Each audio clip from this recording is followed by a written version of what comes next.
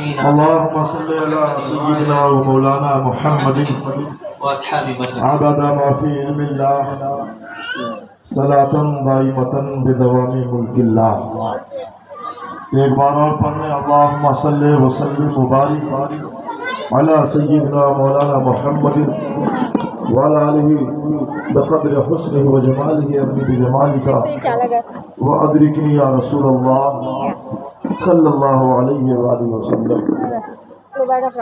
خصوصیت کے ساتھ نبی اور آل نبی پر ایک بار پڑھ لیں. صلی اللہ علی النبی الامی وعلی آلہ وبارک وسلم. صلاۃ و سلام علیک یا رسول اللہ صلی اللہ تعالی علیہ وآلہ وسلم. ناد علیم مظہر العجائب تجدہ عون لکا فی النوائب کل ہم و غم سینجلی بعظمتک یا اللہ وبنبوتک یا رسول اللہ وبولایتک یا علی یا علی یا علی. اللہم رب اشرح لی صدری ویسر لی امری واحلل عقدۃ من لسانی یفقہوا قولی.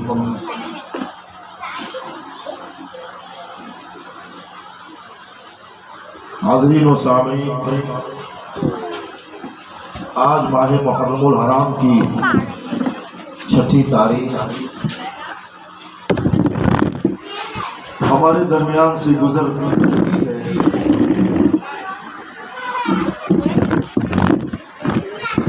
آپ کے سامنے میں نے قرآن عظیم کی اس آیت کریمہ کی تلاوت کا شرف حاصل کیا ہے اس کو عام طریقے سے علماء اپنے خطابات کا موضوع بناتے ہیں. یہ آیت مدینہ منورہ میں نازل ہوئی ہے. مدینہ منورہ میں اس وقت آیت نازل ہوئی جب صحابہ نے اس بات پر غور کیا کہ ہمارے حضور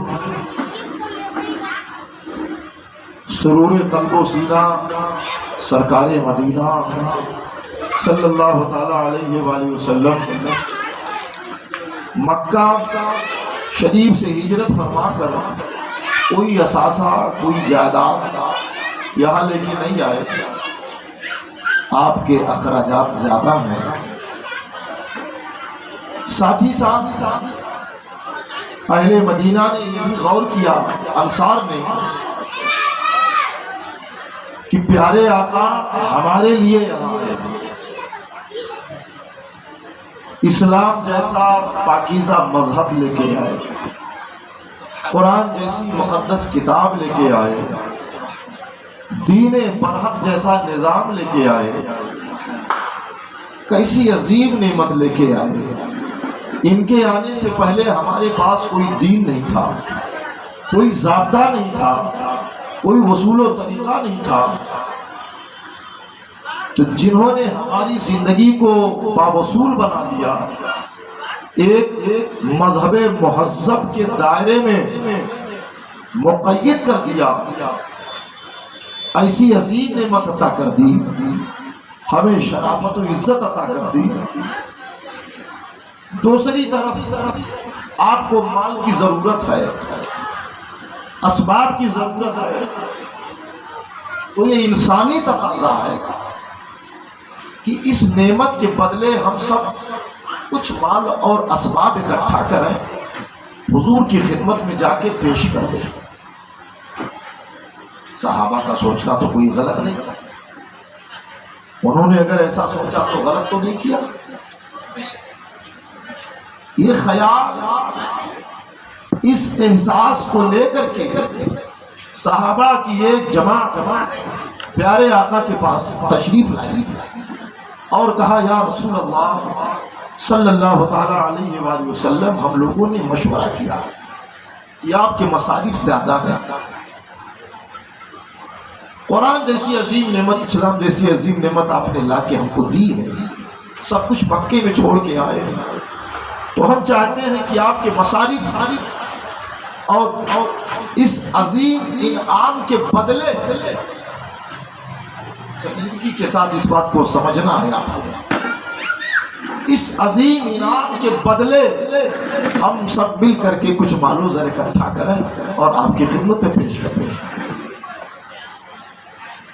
ہمارے حضور صلی اللہ تعالیٰ علیہ وآلہ وسلم کا کوئی کام اپنی مرضی سے نہیں ہوتا، بولتے تھے تو اللہ کی مرضی سے، کچھ ارشاد فرماتے تھے تو اللہ کی مرضی سے، بلکہ قرآن میں اللہ نے خود فرمایا ہے وَمَا يَنْطِقُ عَنِ الْهَوَىٰ إِنْ هُوَ إِلَّا وَحْيٌ يُوحَىٰ۔ سبحان اللہ، یہ جو میرے رسول ہیں یہ تو اتنے عظیم ہیں کہ کوئی جملہ اپنی طرف سے بولتی ہی نہیں، وَمَا يَنْطِقُ کچھ نہیں بولتی، جو رب بھیجتا ہے، جو رب کرتا ہے، جتنا رب چاہتا ہے اتنا بولتا ہے۔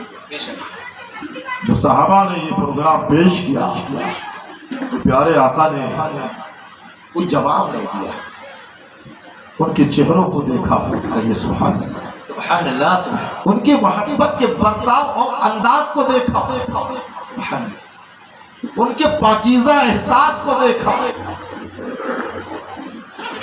ان کے نیک خیالات کو دیکھا، ان کے دل کو دیکھا، ان کی فکر کو دیکھا، ان کے چہروں کو دیکھا، ان کے احساسات کو دیکھا، خاموش ہے۔ اللہ، آپ جس خدا پر، جس اللہ پر آپ کا ایمان ہے، اس اللہ کی شان کیا ہے؟ اس اللہ کی شان یہ ہے اسے نہ نیند آتی ہے نہ اونگ آتی ہے۔ من ذا الذی یشفع الا باذنہ، اس کی شان لا تاخذہ سنۃ ولا نوم، اس کی شان۔ سبحان اللہ، صحابہ جو پلان بنا رہے تھے، آپ کا رب دیکھ بھی رہا تھا، سن بھی رہا تھا، جان بھی رہا تھا۔ صحابہ کیا پلان لے کے آئے؟ آسمان سے سید الملائکہ کو حکم ہوتا ہے جبریل زمین پر جاؤ، زمین پر اترو، میرے محبوب کے دربار میں جا کے میرا سلام اور میرا حکم کو پہنچا دو، میرا آرڈر، میرا فرمان ان تک پہنچا دو، جا کے سنا دو پیغمبر اسلام کے سامنے، قُلْ لَا اسألکم علیہ اجرا الا المودۃ فی القربى۔ اے مصطفیٰ، اے پیغمبر اسلام، اے شہنشاہ بطحا، اے تاجدار عرب و عجم، اے سید الانبیاء، آپ کے صحابہ آپ کو اسلام کے عوض، قرآن کے بدلے، ایمان کے بدلے، کلمہ کے بدلے، دین کے بدلے مال دینا چاہتے ہیں، زر دینا چاہتے ہیں، اشیاء دینا چاہتے ہیں، اسباب دینا چاہتے ہیں، سونا چاندی دینا چاہتے ہیں۔ ان سے کہہ دو محبوب رسول، آپ اپنے جانثاروں سے کہہ دو کہ میں نے جو قرآن دیا اس کے بدلے، جو اسلام دیا اس کے بدلے، جو دین دیا اس کے بدلے، جو کلمہ دیا اس کے بدلے، جو ضابطہ دیا اس کے بدلے، جو شعور دیا اس کے بدلے، جو فکر دیا اس کے بدلے، جو طہارت دیا اس کے بدلے، جو پاکیزگی دیا اس کے بدلے، جو جنت کی بشارت دیا اس کے بدلے، جو کتب کی بشارت دیا اس کے بدلے، جو ملائکہ کی خبر دیا اس کے بدلے، یعنی مکمل اسلام کے بدلے مال نہیں چاہیے، زر نہیں چاہیے، دولت نہیں چاہیے، ثروت نہیں چاہیے، مکان نہیں چاہیے، سونا چاندی نہیں چاہیے، الا المودۃ فی القربى، قرآن کے بدلے، ایمان کے بدلے، اسلام کے بدلے۔ محبوب کہہ دو ہمارے ہمارے قرابت داروں سے مودت کرتے رہنا، ہمارے قرابت داروں سے مودت کرتے رہنا، ہمارے قرابت داروں سے مودت کا رشتہ قائم رکھنا، یہ اسلام کا عوض ہے، یہ قرآن کا عوض ہے، یہ دین کا عوض ہے۔ سبحان اللہ سبحان اللہ سبحان اللہ سبحان یعنی وہ عظیم نعمت جس کے بدلے صحابہ دینا چاہ رہے تھے، اللہ نے کہا کہ رسول اللہ کی بات نہیں، اگر پیارے آقا کہہ دیتے تو یہ ہوتا حدیث۔ اللہ نے کہا اے نبی آپ کہہ دو کہ اسلام کے عوض میرے قرابت داروں سے مودت کرو، میرے قرابت داروں سے مودت رکھو، مودت کا رشتہ رکھو۔ آج بہت سارے لوگ مودت کا معنی سمجھ نہیں پاتے اور یہ سمجھتے ہیں کہ مودت اور محبت ایک ہی چیز ہے۔ مودت اور محبت میں تھوڑا سا فرق ہے۔ محبت کا مزاج یہ ہے کہ اگر آپ کسی سے محبت کرتے ہیں تو یہ ضروری نہیں ہے کہ آپ اس محبت کو لوگوں سے بتائیں، یہ ضروری نہیں ہے کہ آپ اس محبت کو لوگوں پر ظاہر کریں۔ محبت کا قانون یہ ہے کہ اگر آپ دل میں بھی محبت کرتے ہیں تو محبت قابل قبول ہے، ظاہر کرنا کوئی ضروری نہیں۔ تو اللہ نے قرآن کے بدلے امت سے قرابت داران مصطفیٰ کی محبت کا مطالبہ نہیں کیا، بلکہ کس چیز کا مطالبہ کیا؟ یہاں مودت کا۔ اب مودت کا مزاج یہ ہے کہ مودت اس محبت کو کہتے ہیں، مودت اس محبت کو کہتے ہیں کہ آپ محبت کریں بھی اور اس محبت کا اعلان بھی کریں۔ سبحان اللہ مودت کریں بھی اس محبت کا پرچار بھی کریں، محبت کریں بھی اور اس محبت کو گلی گلی اپنی اس محبت کا ڈنکا بنائیں۔ سبحان اللہ۔ تو اللہ نے بعوض قرآن و اسلام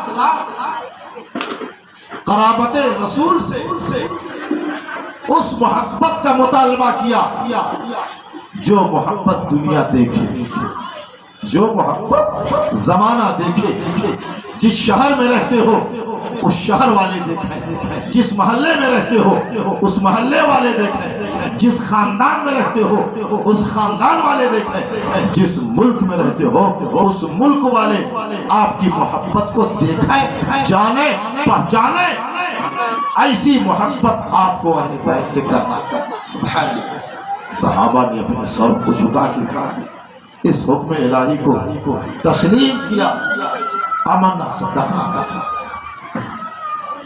اب یہاں پر آپ کو اس بات کو بہت قاعدے سے غور کرنا ہے کہ جب اظہار والی محبت کا مطالبہ ہے تو اب جلسہ کرنا ضروری ہے نا محرم میں۔ جب جلسہ کرو گے تو 4 لوگ 10 لوگ 100 لوگ 1000 لوگ دیکھیں گے نا، تو 1000 لوگ جب دیکھیں گے تب ان کو سمجھ میں آئے گا کہ جناب عارف معصومی صاحب کو اہل بیت سے محبت ہے، اہل بیت سے محبت ہے، اسی لیے انہوں نے جلسہ سجایا۔ جناب کبیر صاحب کو، محبوب العلماء فاؤنڈیشن کے ممبران کو اہل بیت سے محبت ہے۔ جب جلسہ کرو گے سب دیکھیں گے۔ اور اگر گھر میں خاموشی کے ساتھ کمرے میں مولانا صاحب کو بولا کر کے یا خود ہی بیٹھ کر کے شربت پر فاتحہ پڑھ دیا اور کسی پکوان پر فاتحہ پڑھ دیا تو یہ تو عام نہیں ہوگا نا، یہ تو بس آپ جانو گے یا چند لوگ جانیں گے۔ اہل بیت سے ایسی محبت کا حکم نہیں ہے، بلکہ ایسی محبت کا حکم ہے زمانہ جان جائے، پورا شہر جان جائے، پورا ملک جان جائے، آپ چلیں تو لوگوں کو سمجھ میں آئے یہ جانے والا اہل بیت کا عاشق۔ سبحان اللہ۔ 10 روزہ لنگر چل رہا ہے بیرن بازار میں، رائے پور شہر میں جگہ جگہ چل رہا ہے 10 روزہ لنگر. صاحب یہ لنگر کا اتنا بڑا سسٹم حسین پاک کے علاوہ اور کسی کے ساتھ ہے بھی نہیں. شخصیتیں اور ہیں، گنتی سے باہر ہیں، لیکن اتنا بڑا لنگر اور اتنا بڑا جلسہ. آپ بتاؤ ذرا غور کر کے اپنے ذہن پہ زور دے کے کسی اور کے ساتھ. اچھا جب آیت نازل ہوئی، جب آیت مودت نازل ہوئی تو صحابہ کو کرنا تھا نا اس پر عمل.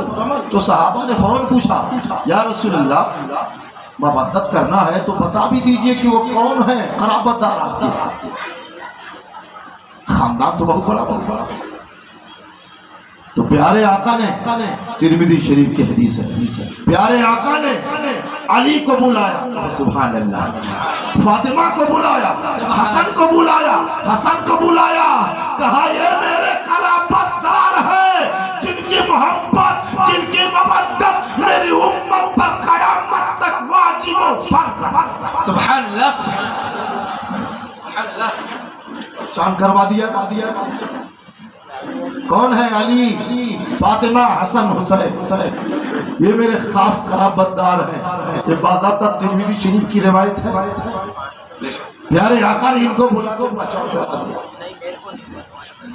تو اب ان سے وہ والی محبت کرنا ہے جو زمانہ جان جائے. اب آنے دو محرم، اب 20 سفر تک لنگر چلتا رہے گا.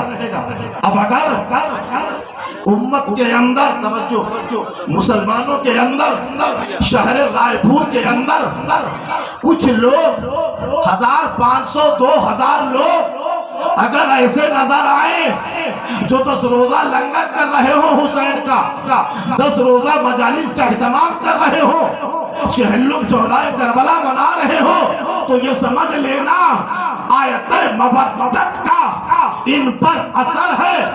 آیت مودت کا مفہوم انہوں نے پہچان لیا ہے، جان لیا ہے، اور پیغمبر اسلام کی اس معرفت کو انہوں نے سبحان اللہ سبحان اللہ. اس لیے آج ان جلسوں میں آپ کا آگے بیٹھنا اور تفصیل اور دلائل و براہین کی روشنی میں اہل بیت کو سننا آپ پر واجب ہو چکا ہے. کیونکہ یہ قرآن کی اتنی عظیم تشریح جو ہم نے کی ہے، کیا وہ روایت، وہ تفسیر ان بدنصیبوں تک نہیں پہنچی جو سوشل میڈیا پر بیٹھ کر سرحد کے اس پار، سرحد کے اس پار یزید کی وکالت کر رہے ہیں، بنی امیہ کی وکالت کر رہے ہیں، یزید کے ظالمانہ اور جابرانہ کاموں کی وکالت میں بیٹھے ہیں.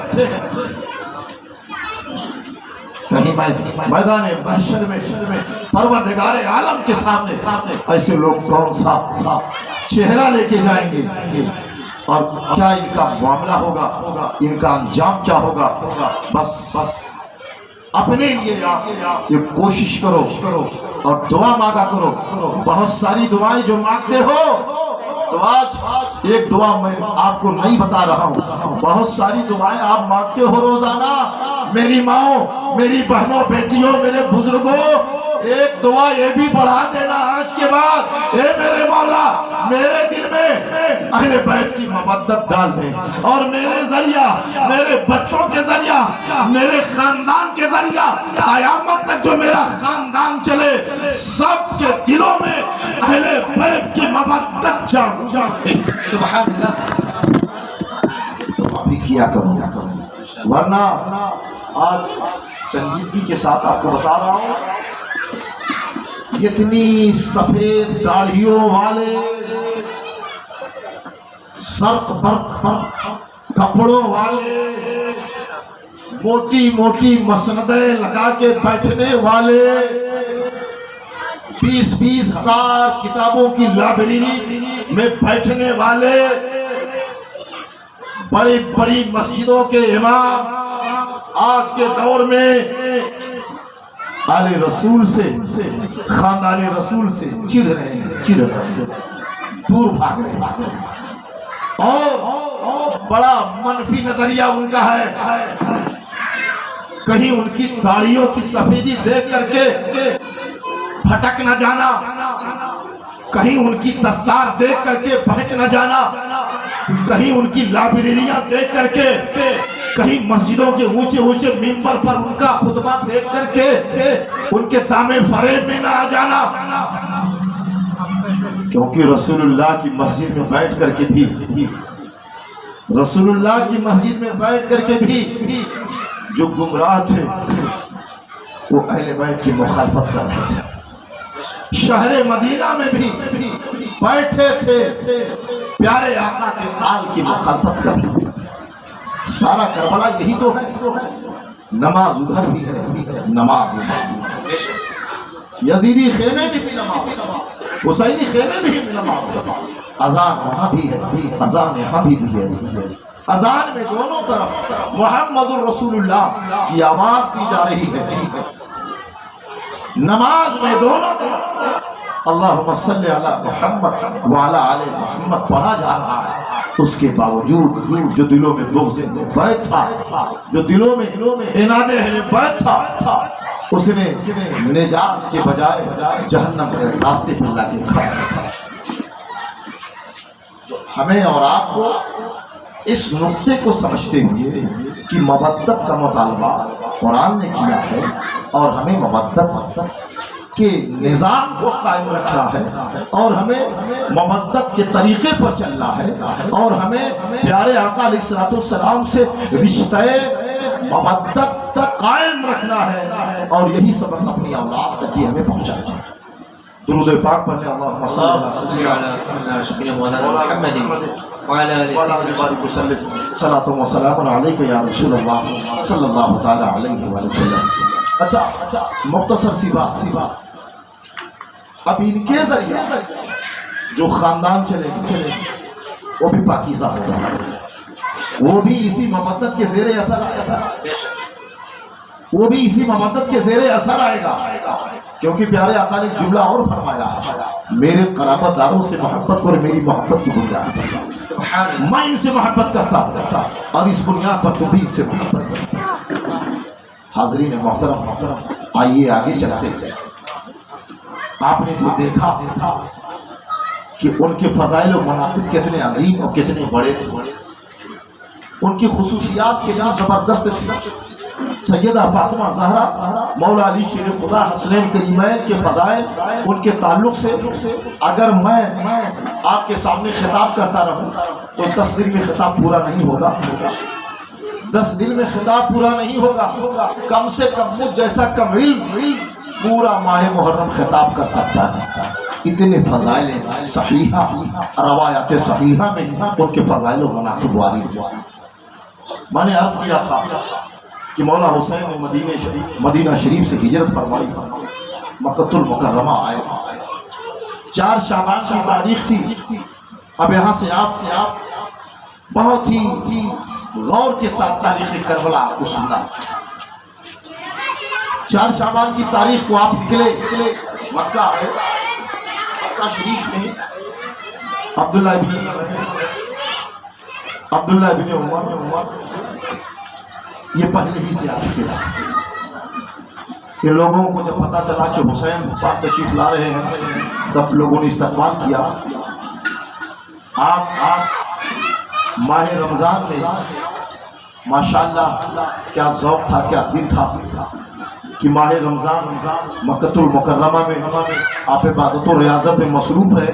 مورخین نے لکھا ہے کہ مولا حسین اکثر وقت خانہ کعبہ کے پاس رہتے تھے اور وہیں پر آپ طواف و عبادت, نماز, اذکار و اوراد میں آپ مشغول رہا کرتے تھے. اور امام کے پاس مسلمانوں کا ہجوم رہا کرتا تھا, جبکہ مکہ میں بھی جو حاکم تھا, مکہ کا جو گورنر تھا, وہ بھی جو ہے یزید کا آدمی تھا.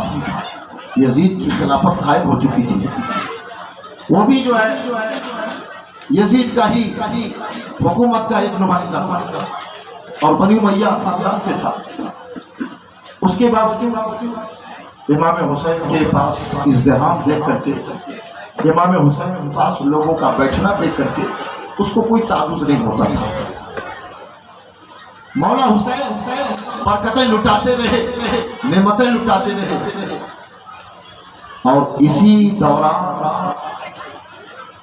آپ کے پاس کچھ وہ لوگ بھی آتے تھے جو یزید کی حکومت سے بیزار تھے، لیکن ڈر کے مارے، یہ تاریخ کا بڑا سسکتا ہوا پہلو ہے، ڈر کے مارے اس کے ظلم کے خوف سے سامنے نہیں کہتے تھے، لیکن حسین پاک سے آ کر کے اس کی بیزاری کا اظہار کرتے تھے۔ امام پاک بھی سب کی باتیں سنتے تھے، غور سے دیکھتے تھے سب کو، زبان کو بھی سمجھتے تھے اور اس کے بعد ان کے دل پر نظر ڈالتے تھے۔ اسی بیچ میں آپ کے پاس کوفہ سے لوگوں کے خطوط آنا شروع ہو گئے، خط آنا شروع ہو گیا۔ ہر دن خط آتا تھا، ایک خط، دو خط روزانہ آتا تھا، اور ایک ایک خط پر ایک درجن، دو درجن لوگوں کی سائن دستخط ہوتی تھی۔ خط کا مضمون ہوتا تھا، آپ امام برحق ہیں، آپ شیر خدا کے بیٹے ہیں، ہم آپ کے والد کے چاہنے والے ہیں، ہم آپ کے والد کے مددگار ہیں، ہم شیعان علی ہیں، ہم ان کے غلامین ہیں، یزید تخت پر بیٹھ چکا ہے، ہم لوگوں نے اس کی بیعت نہیں کی ہے، ہمیں آپ کا انتظار ہے، آپ کوفہ آ جائیں، ہم آپ کے ہاتھوں پر بیعت کریں گے اور ہم سب ایک جا ہو کر کے یزید کا تختہ پلٹ۔ ایک کے بعد ایک خط آتے رہے، مولا حسین پڑھ کر کے رکھتے رہے، ایک جھولا بھر گیا، یہاں تک کہ ایک وفد بھی آیا، ایک جماعت آئی ماہ رمضان میں، امام پاک سے ملاقات کی، امام پاک سے کہا حضور ہم لوگ عمرہ بھی کرنے آئے ہیں اور ساتھ ہی ساتھ آپ کو دعوت بھی دینے آئے ہیں، بلکہ ہماری خواہش یہ ہے کہ ہمارے ساتھ آپ جاؤ۔ اچھا، کوفہ والوں کو بھی پتہ چل گیا تھا کہ امام حسین علیہ السلام مدینہ طیبہ سے مکہ شریف ماں اہل و عیال کی آ چکے ہیں، مدینہ کی حالات کا بھی علم ہو چکا تھا۔ کوفہ کے لوگوں نے کہا بہتر تو ہے ہمارے ساتھ چلیں، تو آقا حسین نے کہا کہ تمہارے خطوں میں لکھا ہے کہ اگر آپ نہ آئے تو قیامت کے دن ہم اللہ کی بارگاہ میں شکایت کریں گے کہ ہم نے امام برحق کو بلایا تھا لیکن امام برحق نے ہماری دعوت کو قبول نہیں کیا تھا، لہٰذا آپ جائیے۔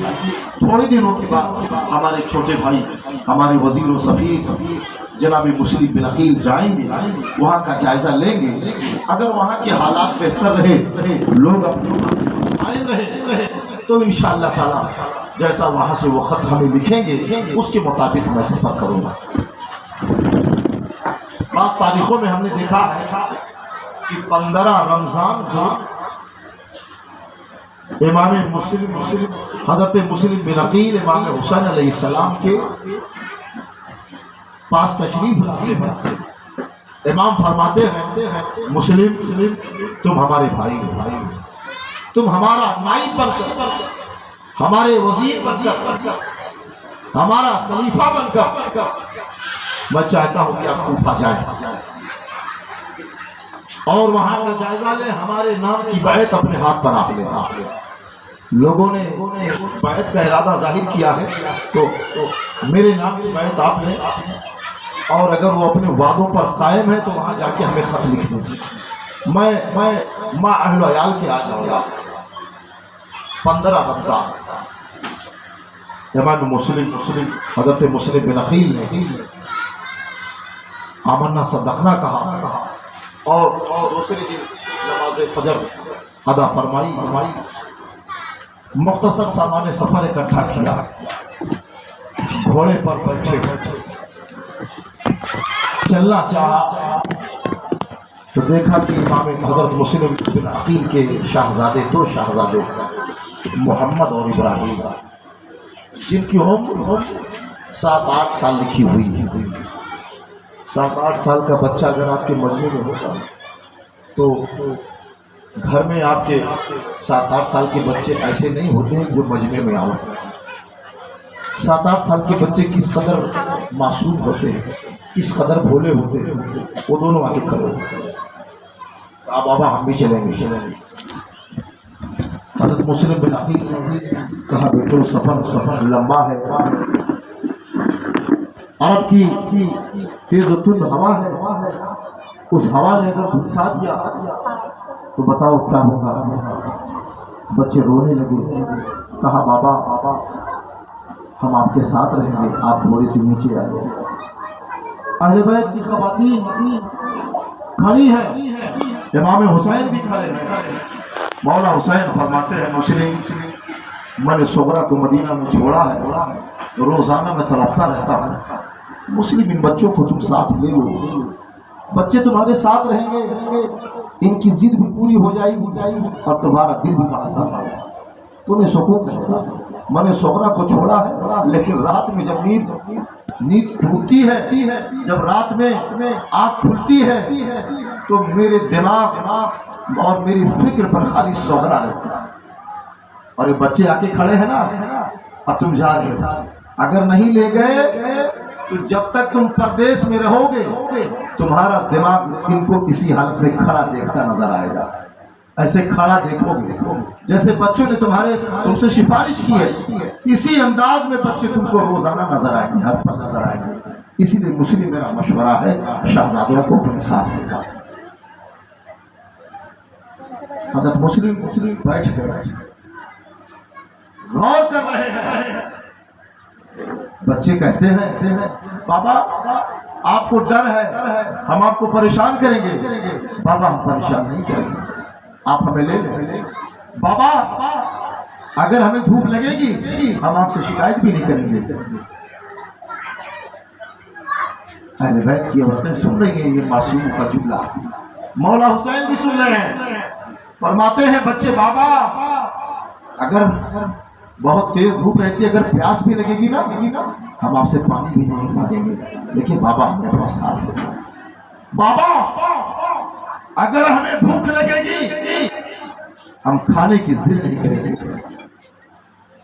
لیکن آپ ہمیں چھوڑ کے نہ جائیں.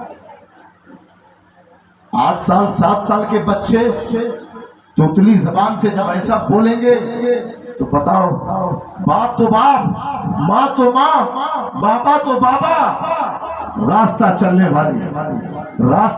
والے خیر کا بھی کلیجہ پھٹ جائے گا. یہ تو اولاد والے جانتے ہیں, جن کو اللہ نے صاحب اولاد کیا وہ زیادہ جانتے ہیں, اور جو صاحب اولاد نہیں ہے ان کے پاس اگر عقل ہے تو وہ بھی سمجھ سکتے ہیں کہ بچوں کی ایسی فریاد میں, ان کی ایسی عاجزی اور التجا میں حضرت مسلم بن عقیل کا دل کس قدر متاثر ہوا ہوگا. پیشانیوں کو چوما. کہا پیارو بابا کی قدم بوسی کرو, اپنے بابا حسین کا دستے کرم سر پر رکھوا لو, امی جان کا ہاتھ چوم لو. اہل بیت کی اپنی پھوپھیوں سے, بہنوں سے سلام پیش کر لو, چلو ہمارے ساتھ. مسلم بن عقیل نے بچوں کو اٹھایا. بیویوں نے ایک بار غور سے دیکھا, پھوپھیوں نے دیکھا, مولا حسین نے دیکھا, ان کے اور خاندان والوں نے دیکھا. آپ نے بچوں کو گھوڑے پر آگے بٹھایا, روانہ ہو گئے. مولا حسین نے کہا صبح کا وقت ہے, فجر پڑھ چکے ہو, کچھ سمجھنے کا لوٹا دے دیں. تاریخ میں لکھا ہے کہ 5 شوال کو عید کے 5ویں دن, عید الفطر کے 5ویں دن حضرت مسلم بن عقیل کوفہ پہنچے. 5 شوال کو کوفہ پہنچے. بہت تیزی کے ساتھ آپ چل رہے ہیں, بہت تیزی کے ساتھ آپ چل رہے ہیں. اور ایک نقطہ اس میں یہ ضرور ہے کہ 5 شوال کو آپ کوفہ پہنچے تو اس کا مطلب یہ ہوتا ہے کہ عید الفطر کا جو دن آیا ہوگا وہ راستے میں آیا ہوگا.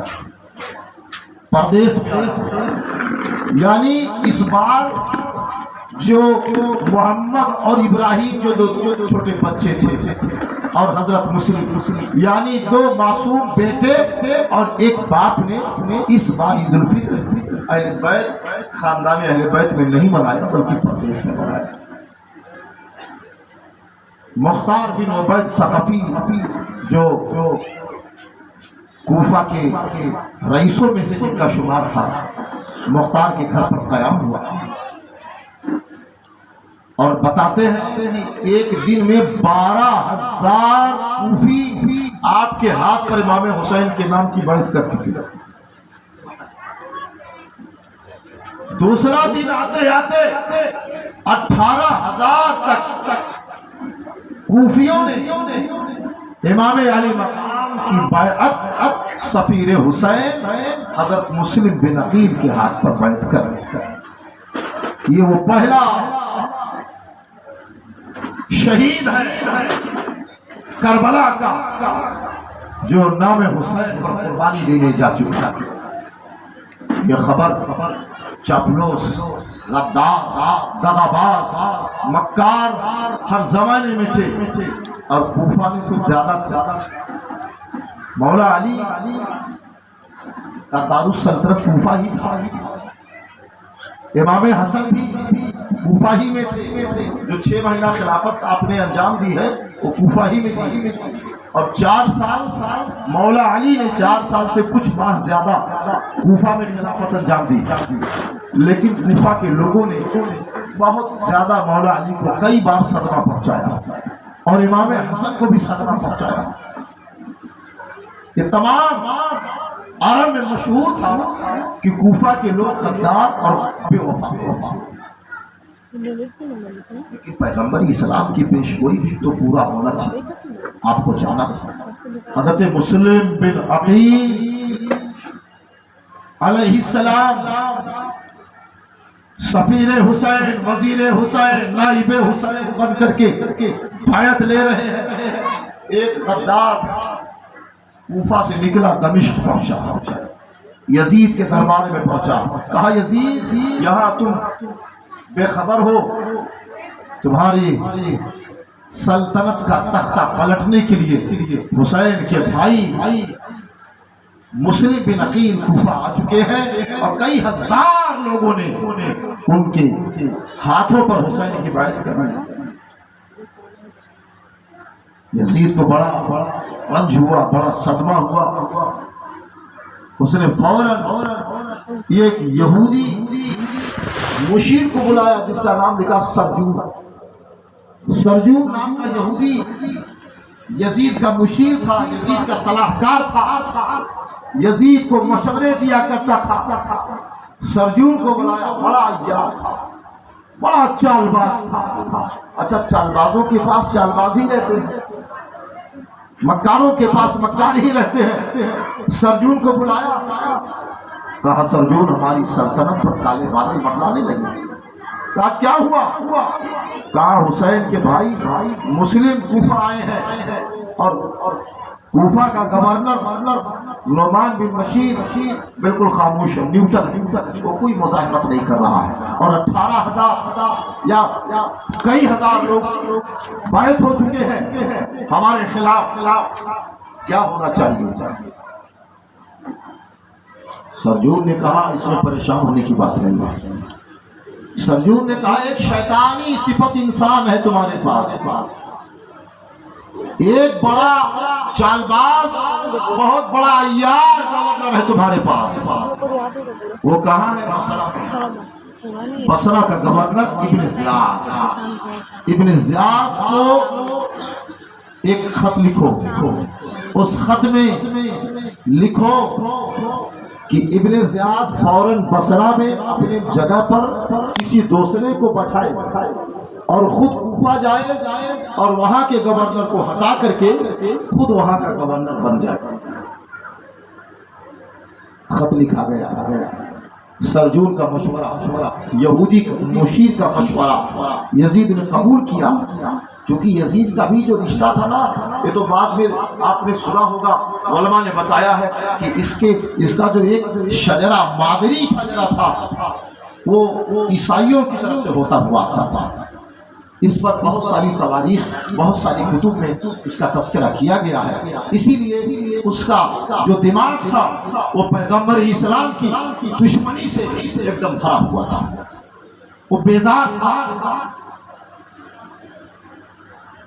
نعمان بن بشیر کے معزولی نامہ کو لے کر کے ایک قاصد گیا ابن زیاد کے پاس، ابن زیاد نے خط کو پڑھا اور بہت ہی عیاری کے ساتھ شام کے وقت عربیوں والا لباس پہن کر، حجازیوں والا لباس پہن کے، جیسا اہل حجاز پہنتے تھے، اہل مکہ و مدینہ کا جو لباس تھا ویسا لباس پہنا، کچھ لوگوں کو لیا اور چہرے پہ نقاب ڈالا، حجازیوں کے انداز میں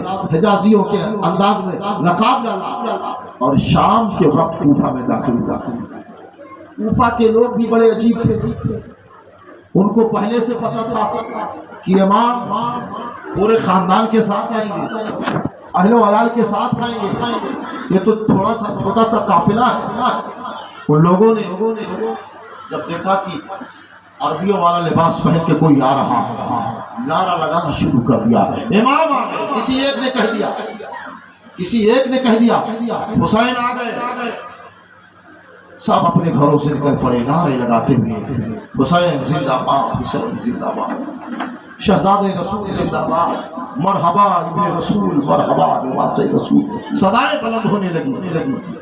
ابن زیاد نقاب کے اندر، اس نے چہرے سے نقاب ہٹائی نہیں، چلتا رہا۔ جب دار الامارت جو قریب پہنچا، اندر چلا گیا، دروازے پر جب پہنچا، جو اندرونی دروازہ تھا، اپنے چہرے سے نقاب ہٹائی، کہا میں عبید اللہ ابن زیاد، میں حسین نہیں ہوں، اور لوگوں سے تھوڑا سا خطاب کیا، گفتگو کیا، بڑے چال بازی کے ساتھ، نرمی کے ساتھ، تاکہ کہیں ایسا نہ ہو ابھی میں آیا ہوں اور اگر ابھی میں نے سختی دکھا دیا تو میرا یہاں ٹکنا مشکل ہو جائے گا۔ اس کے بعد سیدھا وہ نعمان بن بشیر کے پاس پہنچا۔ نعمان بن بشیر سے کہا، ہم نے سنا ہے یہ سارا معاملہ، یہاں پر حسین کے بھائی آئے ہیں، ان کے نام کی بیعت ہو رہی ہے، یہاں کے لوگ، کوفہ کے لوگ یزید کو گالی دیتے ہیں، آپ خاموش رہتے ہیں۔ حضرت نعمان بن بشیر صحابی کہا، عبید اللہ ابن زیاد، ہمارے سامنے کسی نے گالی نہیں دیا، جہاں تک رہے گی بیعت کی تو لوگ وزیر ہیں، ان کی بیعت کو پسند کر رہے ہیں، میں زیادہ مزاحمت نہیں کر سکتا۔ ان کو معذور نامہ دیا گیا۔ حضرت نعمان بن بشیر نے کہا، اللہ کا شکر ہے کہ وقت کے پہلے ہی میں اپنی ذمہ داری سے الگ ہو رہا ہوں، کیونکہ اب آنے والا جو دن ہے وہ بڑا خطرناک دن ہے۔ ابن زیاد نے جو کوفہ کے بڑے بڑے مالدار تھے، بڑے بڑے روسا تھے، بڑے بڑے رئیس تھے، ان کو دار الامارت میں بلایا اور سب کو نظر بند کر دیا، تقریباً 100 لوگوں کو نظر بند کر دیا۔ کہا، آپ لوگ کچھ دن یہی قیام کریں، میں چاہتا ہوں کہ ہمارے پاس ہے۔ اس کے بعد دار الامارت میں پورے جو فوجی نظام تھا، فوجی نظام کو اس نے اپنے ہاتھ میں لیا۔ جب پورا کنٹرول اس کے ہاتھ میں آ گیا، اس کے بعد وہ دار الامارت کے اس مقام پر گیا جہاں سے خطبہ دیا جاتا تھا، جہاں سے خطاب کیا جاتا تھا۔ کوفہ کے لوگوں کو بلایا گیا اور کہا گیا، سنا ہے حسین ابن علی کے بھائی آئے ہیں، ان کے نام کی بیعت لے رہے ہیں۔ لوگوں نے بیعت کر لی ہے، سنو، جنہوں نے بیعت کر لی ہے وہ بیعت توڑ دو، اور اگر کسی نے مسلم بن عقیل کو اپنے گھر میں پناہ دی تو اس کو قتل کر دیا جائے گا، اس کے مال کو ضبط کر لیا جائے گا، اس کی اولادوں کو یتیم بنا دیا جائے گا، ان کی بیویوں کو بیوہ بنا دیا جائے گا۔ جب یہ ماحول کوفیوں کے سامنے آیا، سب کے ہوش اڑ گئے، سب کے چہرے اتر گئے، لوگ خاموشی سے سر جھکا کے اپنے گھر چلے گئے۔ حضرت مسلم بن عقیل نے جب یہ منظر دیکھا، حضرت مسلم بن عقیل بہت مایوس ہوئے، کیونکہ حضرت مسلم بن عقیل نے امام حسین کو خط لکھ دیا تھا اور خط میں بتایا تھا کہ میں کوفہ پہنچ گیا ہوں، یہاں کے لوگ اپنے وعدے پر قائم ہیں، امام آپ تشریف لائیں، آپ تشریف لائیں۔ لیکن اب خط لکھنے کے بعد، پردیس میں پہنچنے کے بعد جو آپ پر حالات آتے ہیں، آپ کے ساتھ جو غداری کا سلسلہ ہوتا ہے، آپ کے ساتھ جو چال بازی کا سلسلہ ہوتا ہے، عزیزان محترم، بس مختصر لفظوں میں آپ اتنا سمجھیے کہ سیدنا مسلم بن عقیل رضی اللہ تعالی عنہ شہر کوفہ میں جہاں ہزاروں لوگ آپ کے پیچھے پیچھے چل کے جہاں کوفہ کے ہزاروں لوگ آپ کے ہاتھ پر مولا حسین کے نام کی بیعت کر چکے تھے، کوئی نظر نہیں تھا۔ حضرت مسلم بن عقیل قاضی شریح کے حوالے اپنے بچوں کو کرتے۔ قاضی شریح بہت بڑے قاضی تھے، مولا علی کے دور میں بھی ان کو قاضی ہونے کا موقع ملا تھا۔ وہ قاضی شریح کے حوالے اپنے دونوں شہزادوں کو کرتے ہیں اور خود آپ کوفہ میں مختلف مقامات پر آنا جانا ہوتا ہے، اور ایک وقت ایسا آتا ہے کہ ابن زیاد دوبارہ طلب کرتا ہے، دوبارہ طلب کرنے کے بعد پھر اہل کوفہ کو وارننگ دیتا ہے۔ اس دوران حضرت مسلم بن عقیل کا قیام ہانی بن عروہ کے گھر پر رہا تھا۔ ہانی ایک بوڑھے بزرگ انسان تھے، ان کے گھر میں آپ کا قیام رہا۔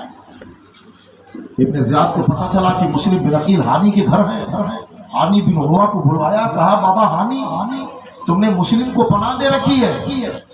ہانی نے کہا ہاں ہم نے پناہ دے رکھی ہے۔ کہا میرے حوالے کر دو۔ ہانی بابا نے کہا میں حوالے نہیں کروں گا، میں نے پناہ دے دی۔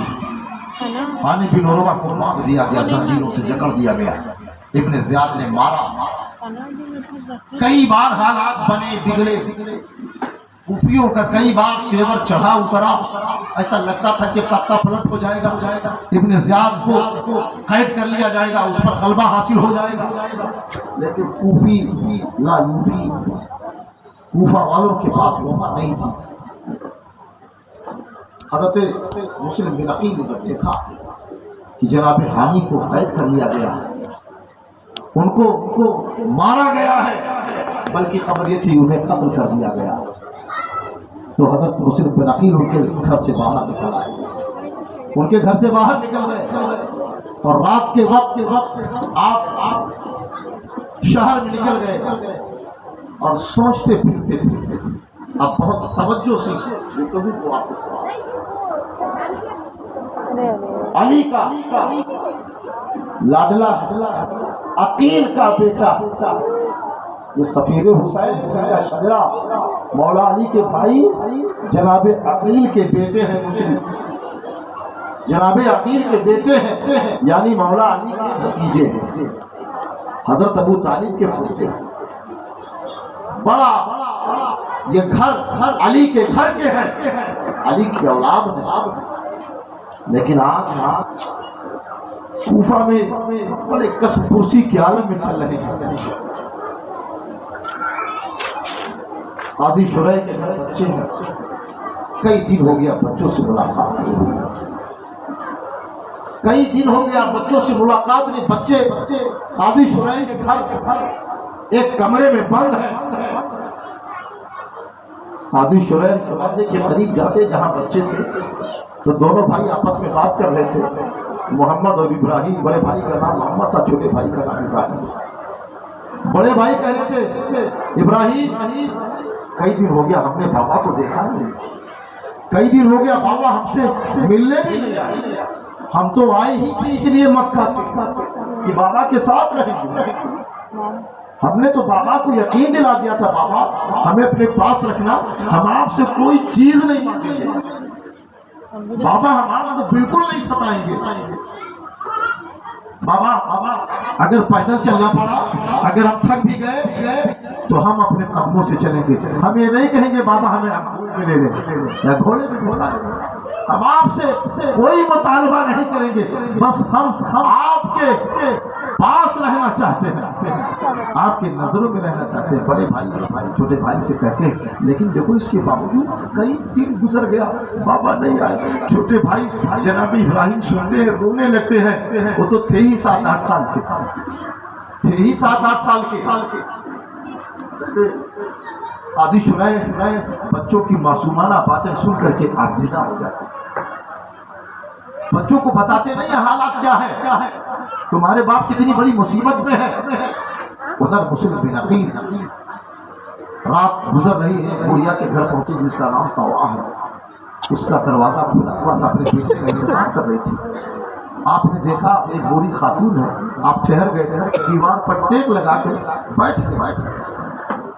یا اللہ، اہل بیت کے خاندان کی ایسے یہ مجبوری ذرا دیکھا ہے، سفیر حسین ہے، قاصد حسین ہے، کیسا شہر ہے، کیسے لوگ ہیں، چلتے چلتے تھک گئے ہیں، پیروں میں ورم آ گیا، پنڈلیوں میں درد ہو رہا، ٹیک لگا کے بیٹھ گئے، پیاس کی شدت ہے۔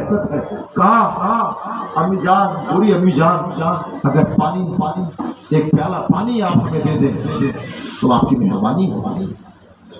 اس خاتون نے گھر کے اندر سے پانی لا کے دیا، آپ نے پانی نوش فرمایا، الحمدللہ کہا، بڑھیا اللہ کا شکریہ ادا کیا۔ خاتون نے جب دیکھا اتنے مہذب، اتنے باادب، اتنے عمدہ ہے، اتنے پاکیزہ خیال ہے، کہا وہ مسافر، میں نے تمہیں پہچانا نہیں، کہاں رہتے ہو، کہاں سے آئے ہو، کہاں جانا ہے، تمہارا گھر کہاں ہے؟ سیدنا مسلم بن عقیل نے کہا، او بوڑھی ماں، میں پردیسی ہوں، مدینہ میرا گھر ہے، مدینہ میرا گھر ہے، خاندان رسول کا چشم و چراغ ہوں، مسلم میرا نام ہے، ایسے ایسے حالات۔ اس خاتون نے کہا، سبحان اللہ، مرحبا شہزادے رسول، مرحبا، آپ ہمارے گھر پر آئے، یہ ہمارے مقدر کی معراج ہے۔ وہ بوڑھی محب اہل بیت تھی، گھر کے اندر لے گئی، بستر لگایا، اللہ کے کھانا پیش کیا، بستر پر بیٹھے، مسلم کے سامنے جب کھانا آیا، بس توجہ چاہتا ہوں بہنوں، اس پر توجہ دینا میرے بزرگوں، کھانا مسلم بن عقیل کے سامنے لا کے رکھا گیا۔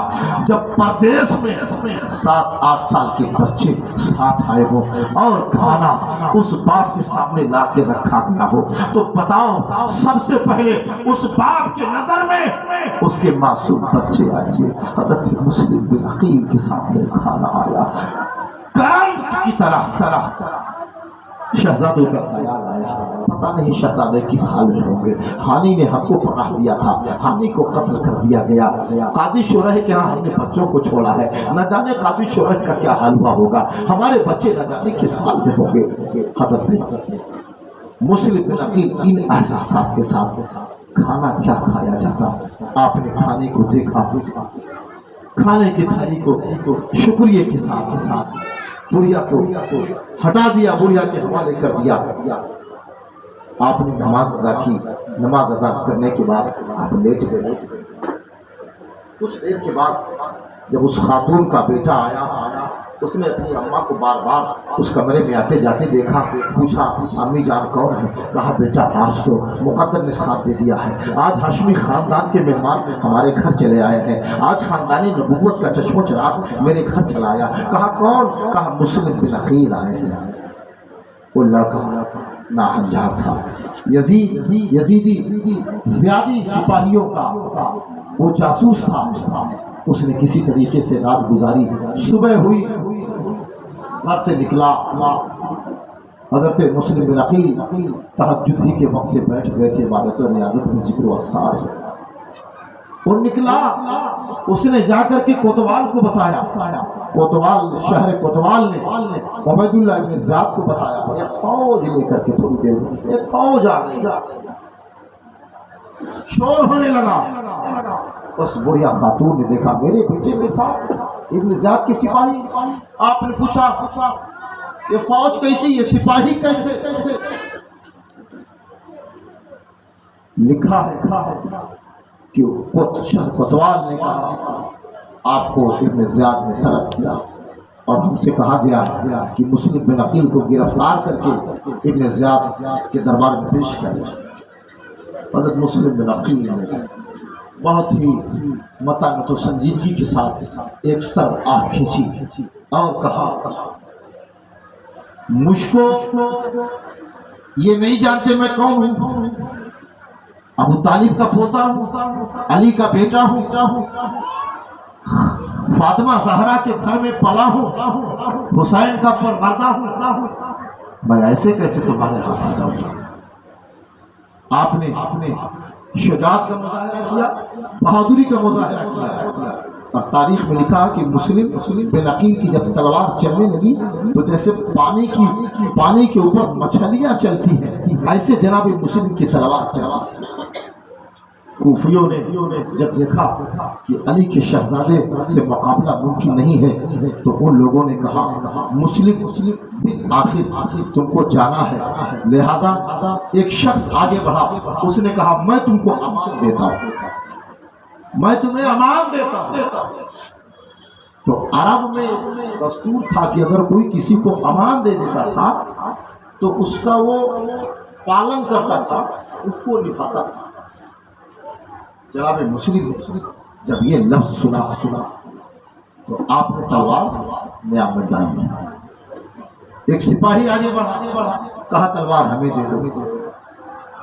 تلوار جو کہ ٹوٹ بھی چکی تھی، جو دستے والا حصہ تھا وہ آپ کے ہاتھ میں تھا، آپ نے نہیں دیا۔ آپ کے لیے ایک گھوڑا لایا گیا، ایک سواری لائی گئی، اس پہ آپ کو بٹھایا، زخموں سے آپ بھی چور ہو چکے تھے، اس پہ آپ بیٹھے اور جب آپ چلے تو ایک سپاہی پیچھے سے گیا، اس نے زور سے آپ کی تلوار چھین لی۔ مسلم بن عقیل نے کہا یہ پہلی غداری، یہ پہلی بے وفائی ہے۔ اس کے بعد آپ نے کوشش کیا ان سے لڑائی کی۔ تاریخ میں لکھا ہوا ہے کہ حضرت مسلم بن عقیل کے ہاتھ سے جب وہ چھینا گیا تو آپ کہتے تھے ہڈی کا اگر کوئی ٹکڑا ہمیں مل جاتا تو بھی میں اس سے دفاع کر لیتا۔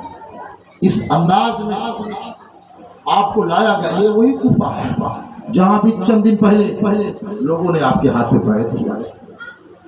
یہ کیسے مسلمان تھے، ذرا سا آپ اس پہ توجہ دیتے۔ ہاشمی شہزادے کو گرفتار کر کے اور اتنی ذلت کے ساتھ لے جایا گیا۔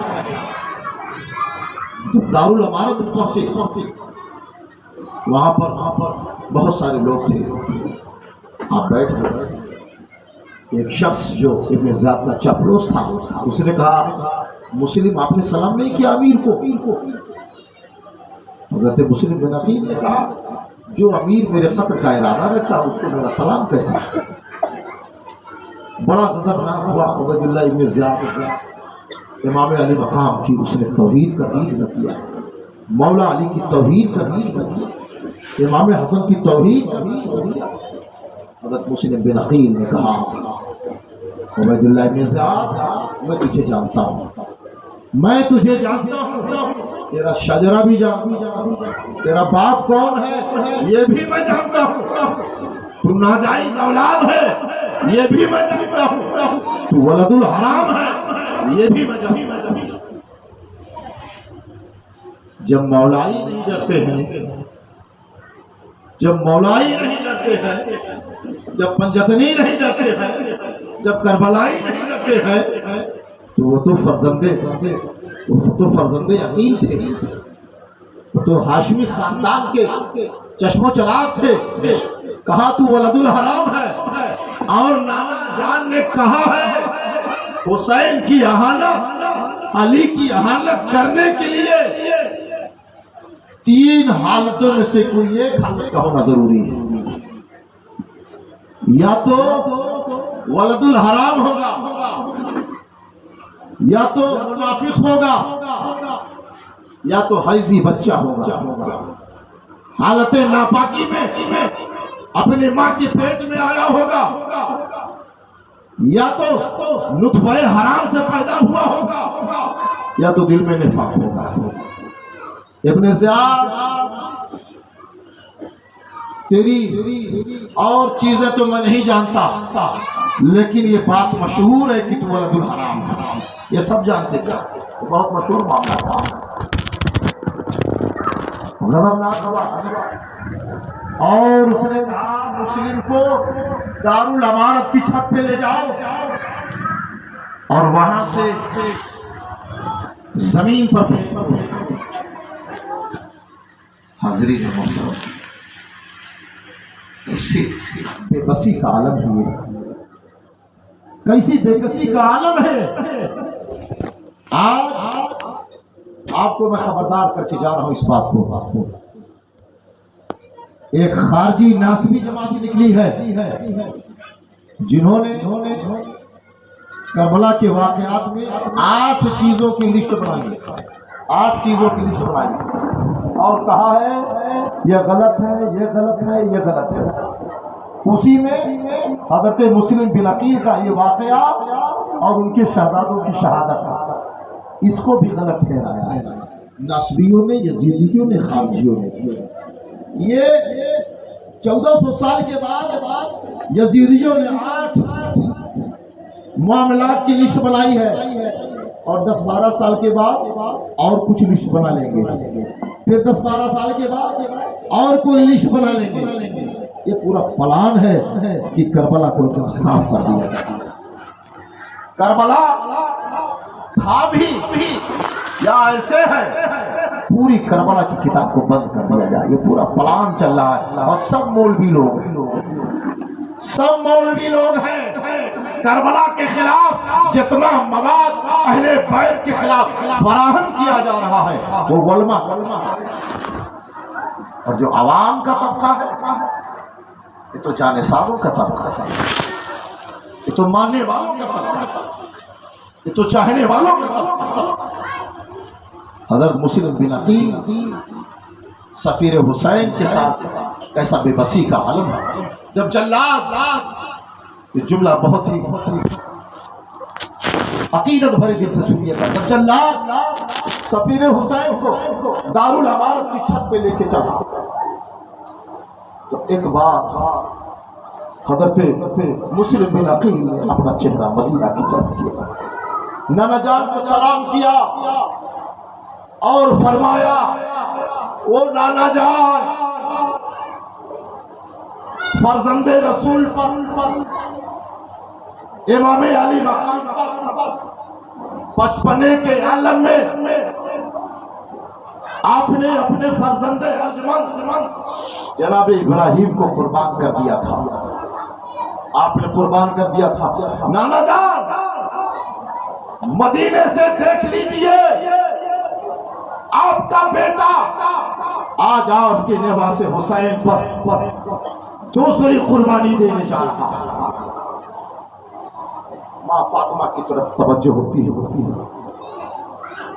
اے خاتون جنت دیکھ لیجئے، گواہ رہیے گا، مسلم بن عقیل نے دارالامانت میں جانے کے بعد بھی حسین کی عظمت کا خطبہ پڑھا، حسین کی عظمت کا پرچم بلند کیا۔ یہ جان کا نذرانہ صفت رسول پر آج پیش کر نجف اشرف کی طرف آپ نے رخ کیا اور کہا بابا علی، بابا علی آپ دیکھیے گا، گواہ رہیے گا کہ آپ کا یہ بھتیجا، آپ کے بھائی کا بیٹا، آپ کے بھائی کا خون کوفہ کی سرزمین پر یزید کے دارالامانت میں اپنے جان کے نذرانہ شہزادہ رسول پر پیش کر رہا ہے۔ جب آپ نے یہ خطاب کر لیا دل کو سکون ہو گیا، دل کو تسلی ہو گئی۔ یہ ایمان کے جذبات میں بول رہا ہوں آپ سے، یہ ایمان کے الفاظ ہیں اور بس ایک جملہ یہاں میں کہہ کے اپنی بات کو شہادت مکمل کروں گا۔ یہ جذبات ایمان کے ہیں جن کے دلوں میں اہل بیت کی محبت ہوتی ہے، جن کے دلوں میں اہل بیت کی کامل محبت ہوتی ہے، جب ان کے موت کا وقت آتا ہے بڑے سکون سے مرتے ہیں. انہیں اپنی مغفرت کا غم نہیں ہوتا. انہیں یقین ہوتا ہے کہ حسین کی محبت سینے میں ہے, حسین کی محبت دل میں ہے. ہم سے اور جنت سے دوری خالی ہماری محبت ہے. وہ تو شہزادے رسول تھے, وہ تو فرزند مولا علی تھے, وہ تو مسلم بن عقیل تھے. نجف سیدہ زہرا پیارے آقا کو مخاطب کیا. اب آخری جملہ سنیے گا.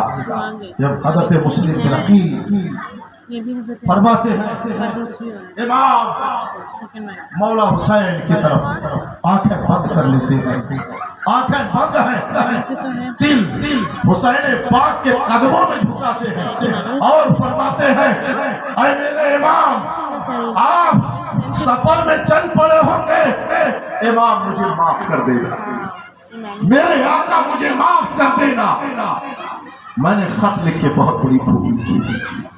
میرے امام میں کوفہ میں دوڑتا رہا, میں کوفہ میں شب و روز چلتا رہا, ان لوگوں کو تلاشتا رہا کہ کاش کوئی مل جائے جس کے ذریعہ میں دوبارہ خط لکھوں اور خط لکھ کر کے آپ کو کوفہ آنے سے منع کر دوں, کوفہ آنے سے روک دوں.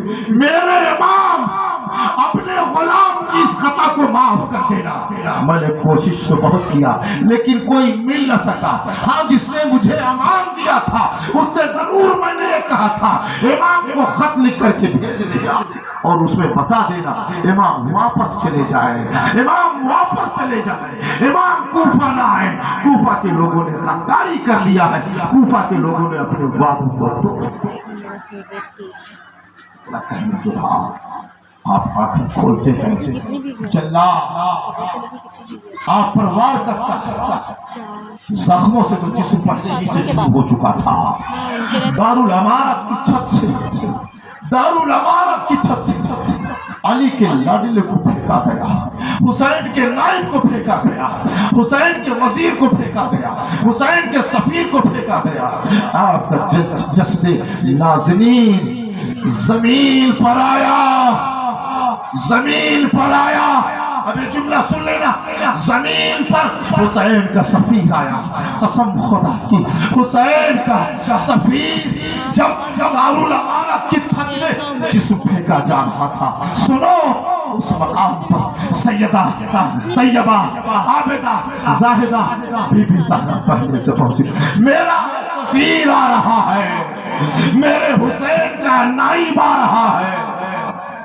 تمام اہل بیت کی معظمات نے مکرمات نے پہنچ کر کے, پیارے آقا نے پہنچ کر کے, مولا علی نے پہنچ کر کے ان کو بتایا مسلم دیکھ تو یہ سمجھ رہا تھا یہاں تو اکیلا ہے. ہاں تیرا نانا بھی آ گیا ہے, تیرے بابا بھی آ گئے ہیں, تیرے بزرگ آ گئے ہیں, چل ہمارے ساتھ, ہم تجھے جنت لے جانے کے لیے آئے ہیں, ہم تجھے اپنے ساتھ جنت لے جانے کے لیے آئے ہیں.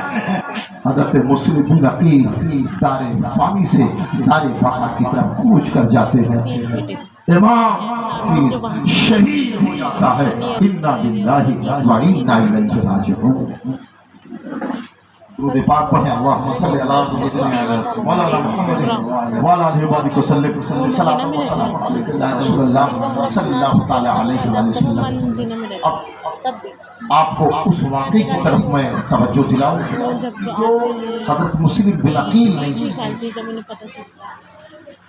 اپنا ایک خط امام حسین پر پہنچانے کے لیے کہا تھا امان دینے والے شخص سے. اس نے اس وعدے کو پورا کیا. بعض روایات میں ہے کہ جب اس کو آپ نے وصیت کیا تھا دارالامارت میں ابن زیاد نے فرمائش کی, پوچھ تاچھ کیا تو اس نے بتا دیا ساری باتیں. ابن زیاد نے کہا کہ اگر حسین یہاں نہیں آئیں گے تو ہم ان سے تعارض نہیں کریں گے, اور اگر آئیں گے تو یزید کی بیعت کے علاوہ کوئی چارہ نہیں, یزید کی بیعت کے علاوہ کوئی چارہ نہیں. لیکن امام کا قافلہ چل پڑا تھا. راستے میں مسلم بن عقیل کی شہادت ہو گئی. अच्छी चीजें नहीं दी है ना, अभी भी के पास चीजें रखनी है, देख लो जो फिक्र थी हजरत मुस्लिम बिन अकील के शाहज़ादे छोटे बच्चे। अरे काजी शुराई ने जब देखा कि हजरत मुस्लिम बिन अकील शहीद कर दिए गए, सुबह हुई, काजी शुराई बच्चों के कमरों में गए, दरवाजा खोला, बच्चों ने देखा बुजुर्गवार हमारे मेजबान आए।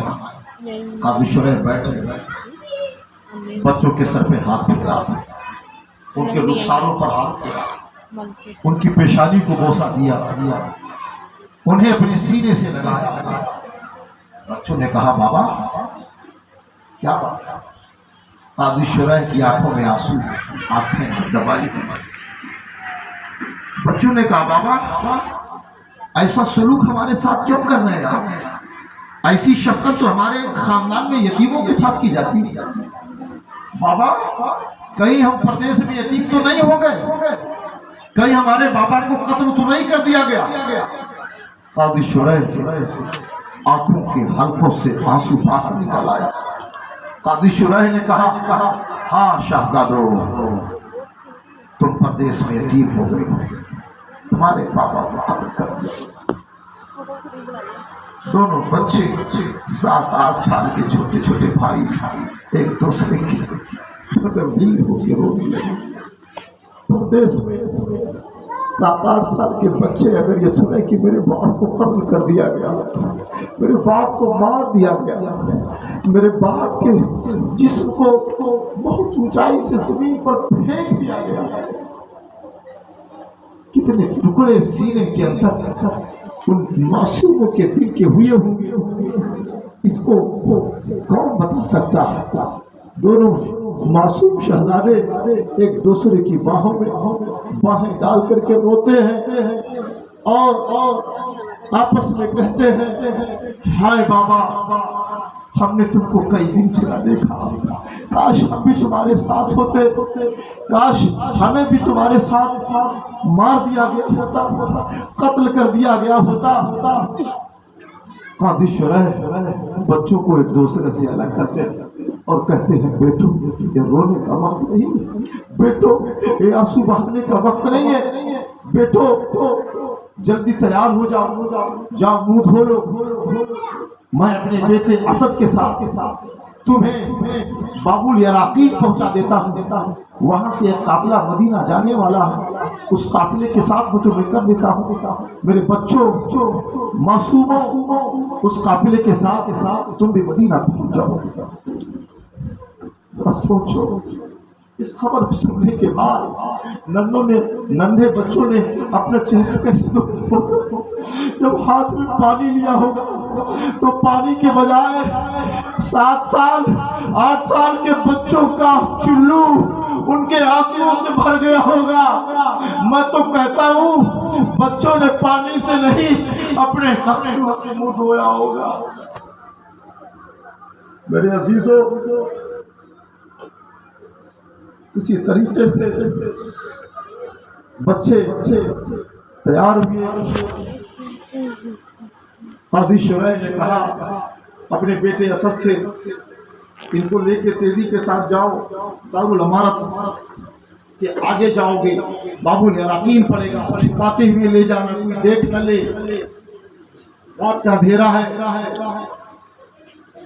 किसी इंसान के हवाले कर देना। उनके साहबजादे ने जो जिसका नाम असद था लेके चला। बच्चे छोटे थे, पैदल चलने की आदत तो थी नहीं, और 7-8 साल के बच्चे कितना तेज चलते 1 किलोमीटर को चला नहीं सकता, वो तो चंद बिघे चल करके थक जाएंगे। असद तेजी से जा रहे थे, बच्चे धीरे धीरे जा रहे थे। असद कहते थे बच्चों जरा दौड़ के आओ, जरा दौड़ के आओ, वरना काफिला चला जाएगा। जब बाबुल यराकीन पहुंचे तो देखा कि काफिला जा चुका है, काफिला जा चुका है। असद ने कहा बच्चों काफिला यहाँ से जा चुका है और काफिले के गर्दो गुबार नजर आ रहे हैं, तेजी से जाओ, दौड़ते हुए जाओ, काफिले से मिल जाओगे, वो काफिला तुम्हें मदीना पहुंचाएगा। एक तो बाप की मौत का, दूसरे कि हमको यजीद के सिपाही तलाश रहे हैं, इब्ने ज़ियाद के सिपाही तलाश रहे हैं, हमको भी कत्ल कर दिया जाएगा। बच्चे दौड़ रहे, उजाला हो गया, बच्चे और तेज दौड़ना शुरू किए। बच्चों के पैरों की पिंडलियां ऐसा लगता था कि घोड़ा हो गई, उसको हाथ नहीं लगाया जा सकता, छाले पड़ गए। जब थोड़ी देर के लिए अपने घर के 8 साल और 7 साल के बच्चे को अपनी नजर में रख लीजिए, दौड़ रहे हैं। जब सुबह हुई, एक आदमी आता हुआ नजर आया। बच्चों ने कहा, उस आदमी ने जब देखा बच्चे आ रहे हैं, तो उस शख्स ने, उस आदमी ने पूछा, बच्चों कहाँ जा रहे हो, कहाँ से आए हो? उन बच्चों ने अपना, सच्चों के बच्चे थे, अपना तारुफ करवा दिया। उसके बाद पूछा बच्चों ने, ये कौन सा शहर है जिसकी इमारतें नजर आ रही हैं? उस शख्स ने कहा, ये कूफा है। बच्चों का सारा फट गया, का इसी शहर से तो हमारे किस्मत में कैसे दिन दिखाए, कैसा मंजर दिखाया। उस आदमी ने बच्चों को ला करके वहां इब्ने ज़ियाद के दरबार में पेश कर दिया। इब्ने ज़ियाद ने दारोगा को बुलाया और कहा, इनको जेल में डाल दो, अपनी हिरासत में ले लो। ये भी एक अजब दास्तान है। बच्चे थे, किसी को मारा नहीं, छोटे बच्चे, अभी मासूम बच्चे हैं, 7-8 साल के बच्चे हैं, कहीं डाका नहीं डाला, किसी से लड़ाई नहीं किया, और उसके बावजूद जेल में डालो। जेल के जो दारोगा थे, उनका नाम मशहूर था, वो बहुत अच्छे आदमी थे, अहले बैत से मोहब्बत रखने वाले थे। रात हुई, मशहूर दारोगा ने बच्चों को अपने कमरे में बुलाया, उन्हें खाना खिलाया। खाना खिलाने के बाद थोड़ी दूर अपने साथ अपने घोड़े पर बिठा करके ले गए, अपनी अंगूठी दिया और कहा, बच्चों ये रास्ता शहर कादसिया की तरफ जाता है, इस रास्ते पर चलोगे, कादसिया पहुंच जाओगे, वहां के कोतवाल से मिल लेना, चले जाना, मेरी अंगूठी दिखा देना, मेरा भाई जान जाएगा, और मेरा भाई है वो उसको सारी दास्तान बयान कर देना, मेरा भाई तुम लोगों को मदीना पहुंचा देगा। बच्चे फिर चले बच्चे पूरी शाम चले, और जब सुबह हुई, एक पानी के चश्मे, वो पानी का चश्मा, पानी बह रहा था झाड़ियों के बीच में, एक दरख्त था। शहजादे गए और उस दरख्त में एक खोह किस्म का था, उस खोह में जाकर के बैठ गए, क्योंकि जेल से छूटे थे, उनको डर था, खौफ था कि अगर किसी ने पकड़ लिया तो फिर हमको जेल जाना। थोड़ी देर के बाद एक हबशिया औरत मटका लेके पानी भरने आई। उसने जब चश्मे में पानी लेना चाहा मटके में, तो देखा कि पानी में 2 बच्चों की तस्वीरें नजर आ रही, बड़े खूबसूरत बच्चे। उसने ऊपर देखा, बच्चों को देखा, बच्चे डर गए, सब कहा, बच्चों तुम लोग? बच्चों ने बताया, हम मुस्लिम बिन अकील के यतीम बच्चे, हमारे वालिद गिरामी को यहाँ कत्ल कर दिया गया। उस खातून ने कहा, बेटो मैं जिस मालिका की खादिमा हूँ, जिस औरत की मैं खादिमा हूँ, वो अहले बैत से मोहब्बत करती है, मैं जाके बताती हूँ, तुम लोग यही रहना। बच्चे, वो खादिमा दौड़ी हुई गई, बच्चे डर रहे, कहीं ऐसा ना हो जैसा हमारे साथ हो चुका इससे पहले, कोई दगा कर जाए, कोई धोखा दे जाए, फिर हमको जेल भेज दिया जाए। थोड़ी ही देर में वो हबशिया खादिमा जो कनीज थी, अपनी मालिकन के साथ आई। वो उसकी जो मालिकन थी, वो इतना ज्यादा है वैसे मोहब्बत करती थी, नंगे सर बगैर दुपट्टे के दौड़ती हुई बच्चों के करीब आई। چشمے کے قریب پانی لیا، اپنے ہاتھوں سے ان کا چہرہ دھلا، ان کے ہاتھوں پیروں کو دھلا۔ جب پیر دھلانے لگی، بچوں نے کہا اے میری مہربان خاتون، اے میری محسنہ، پیروں پر ہاتھ نہ لگائیے، سارا پیر زخموں سے چور ہے، درد سے تھکن سے چور ہے۔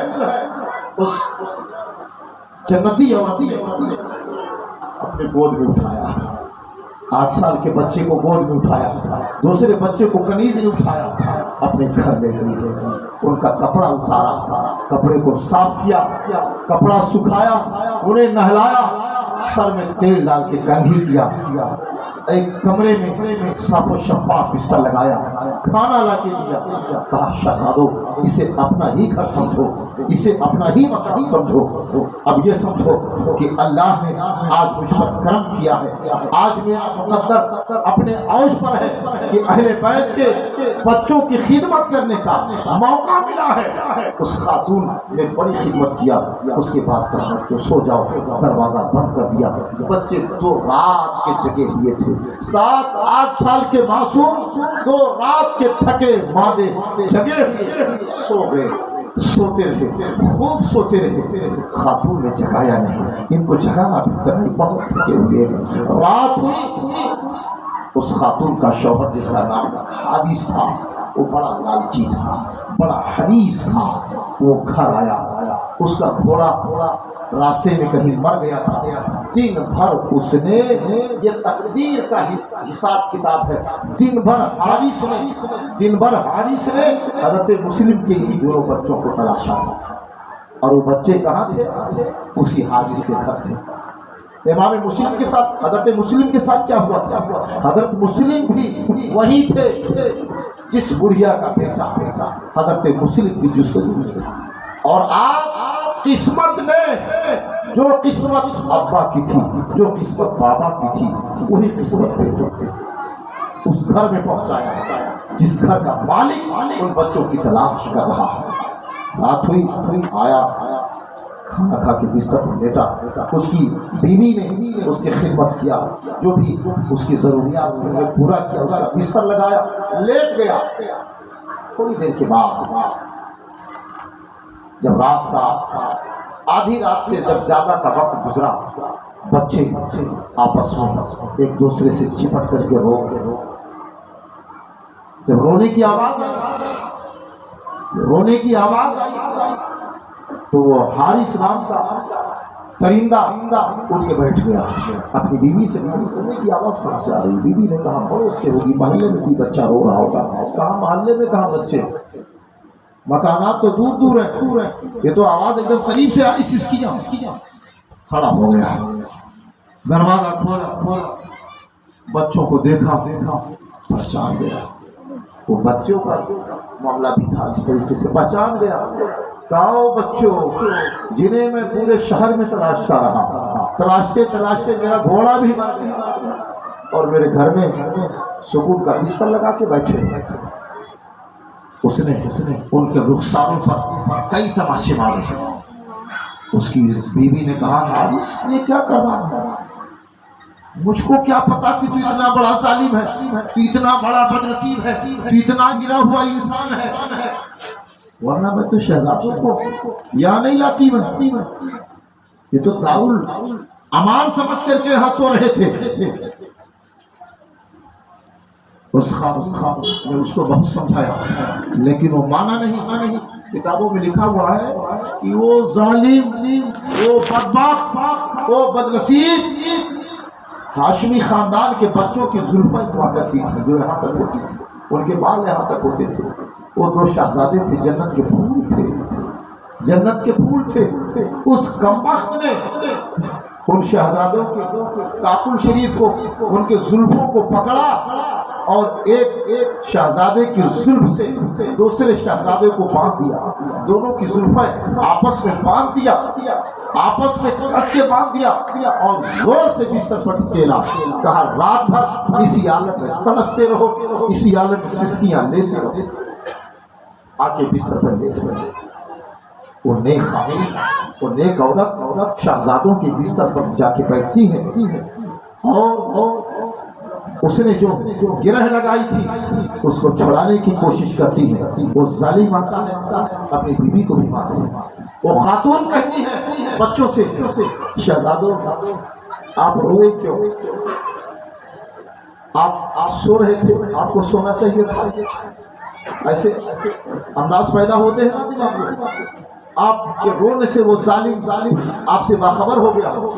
ان بچوں نے کہا اے میری مہربان خاتون، ہمیں آپ سے کوئی شکوہ نہیں ہوا، اور جہاں تک رونے کا سوال ہے تو رویا اس لیے گیا، ہم نے بھی خواب دیکھا، ہمارے بھائی نے بھی خواب دیکھا، ہم دونوں نے خواب دیکھا کہ حوض کوثر پر محمد رسول اللہ صلی اللہ تعالی علیہ وآلہ وسلم ہمارے نانا جان کھڑے ہیں، ہمارے بابا علی کھڑے ہیں، اور ہمارے ابو جان بھی کھڑے ہیں۔ پیارے نانا فرماتے ہیں مسلم تم چلے آئے، شہزادوں کو چھوڑ کے آ گئے؟ تو میرے بابا کہتے ہیں یا رسول اللہ تھوڑی دیر میں ہمارے پیچھے آپ کے شہزادے بھی آ گئے۔ جب ہم لوگوں نے خواب دیکھا، ایک دوسرے سے بیان کیا، اور بے اختیار ہمیں رونا آ گیا، ہماری آنکھوں سے آنسو نکل گئے، ہماری سسکیاں، ہماری ہچکیاں بن گئی۔ صبح ہوتی ہے، حارث اب یہ ظلم کوفہ کی زمین پر جو آل پیغمبر کے ساتھ کیا گیا ہے، وہ قیامت تک وہ ظلم ہمیشہ یاد رکھا جائے گا۔ اس ظالم نے، توجہ آخری گراف ہے، اس ظالم نے شہزادوں کو باہر نکالا اور گھوڑے پر ایسے باندھا جیسے سامان باندھا جاتا ہے۔ کیا اہل بیت کے بچے ایسے ہوتے ہیں؟ کیا کسی کے بچوں کو ایسے باندھا جاتا ہے؟ اگر آپ کے محلے سے، اگر بیرن بازار سے کوئی آدمی جسے آپ جانتے نہ ہو اگر بچوں کو ایسے باندھ کے لے جائے، کیا آپ کے محلے کو کراس کر پائے گا؟ آپ کے محلے سے نکل پائے گا؟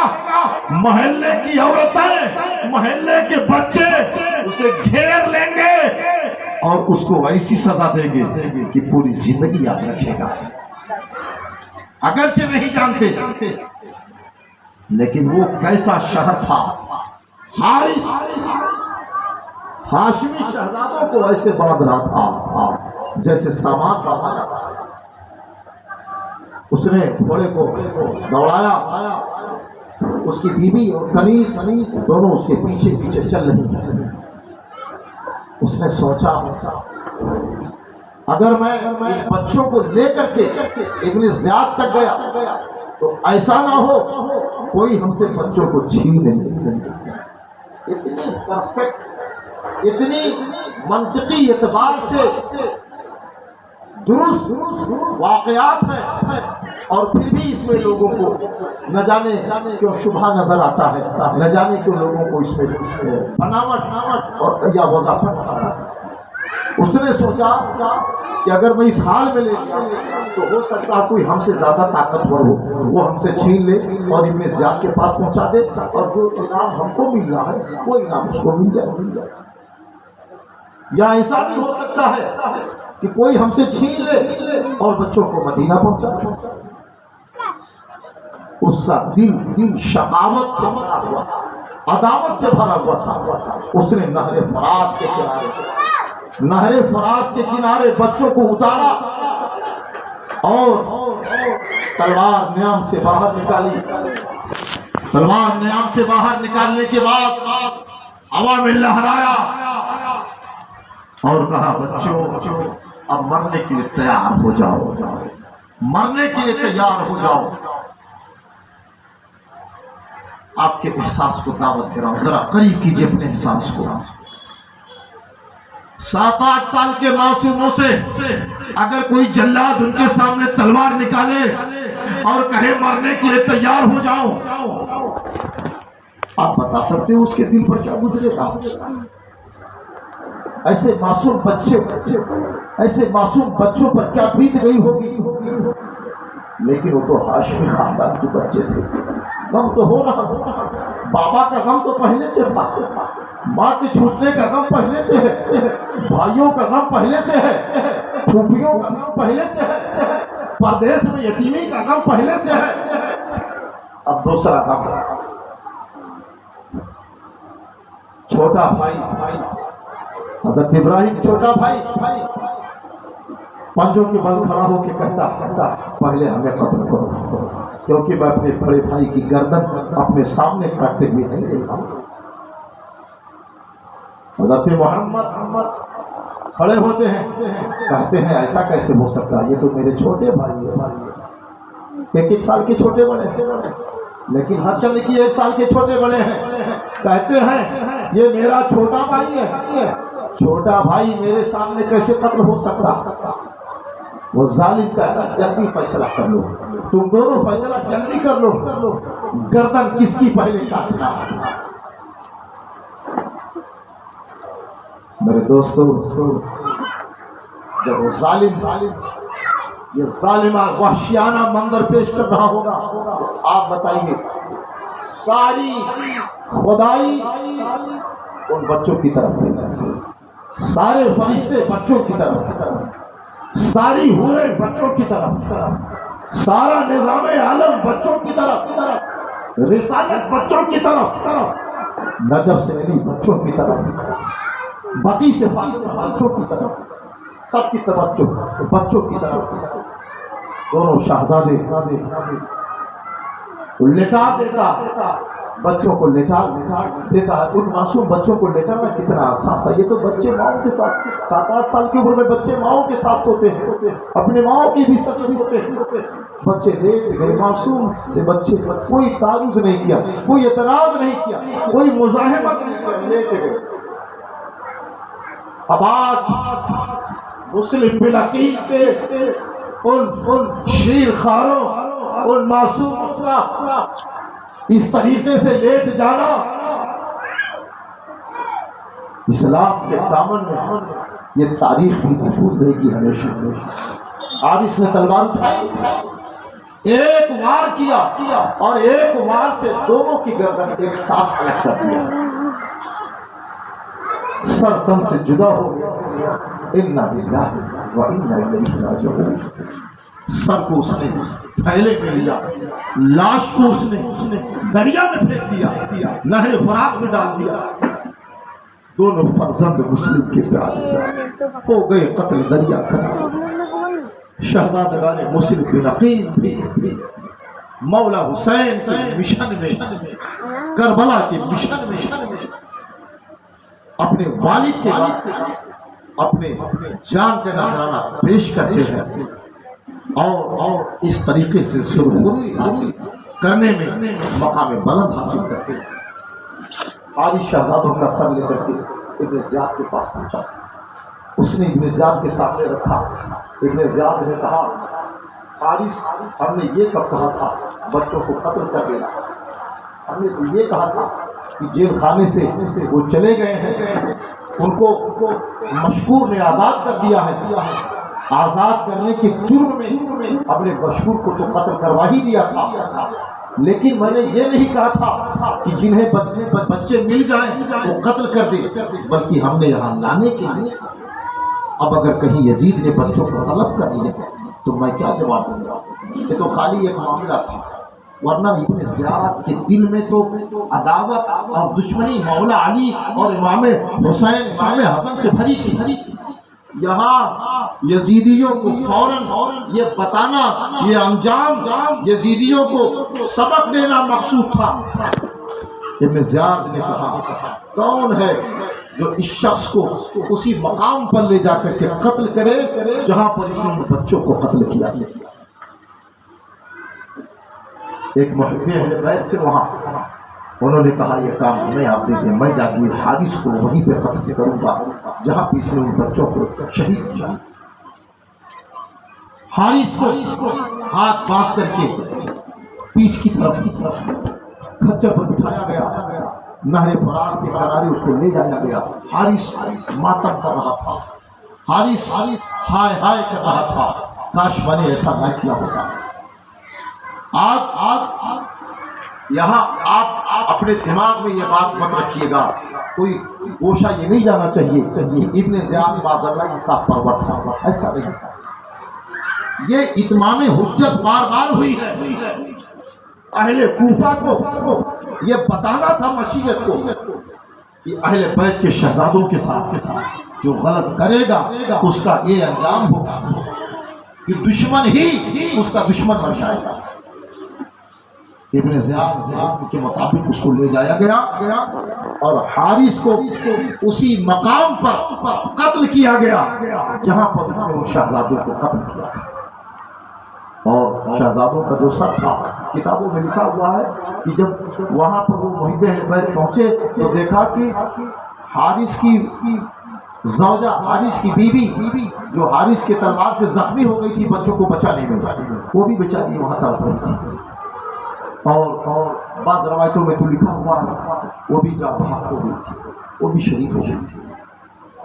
اور جب وہاں پہنچے تو وہ بچوں کی جو مقدس لاشیں تھیں، بچوں کا جو مقدس جسم تھا جو بغیر سر کے تھا اسی کنارے تھا۔ لکھا ہوا ہے بعض روایتوں میں اس طریقے سے بھی بتایا گیا ہے کہ وہ جب وہ شخص پہنچا تو لاش مبارک نظر نہیں آ رہا تھا، اس کے دل میں آیا کہ ان کے سر کو بھی وہیں پہ ڈال دیا جائے۔ جب اس نے سر کو وہاں پہ ڈالا اچانک لاش سطح سمندر سے برآمد ہو گئی اور جسد مبارک سے سر مبارک مل گیا، اور پھر ان لاشوں کو دفن کیا گیا، سپرد خاک کیا گیا۔ آج جو ان کے مزارات بنے ہوئے ہیں اسی طریقے سے ان کے مزارات بنے ہوئے۔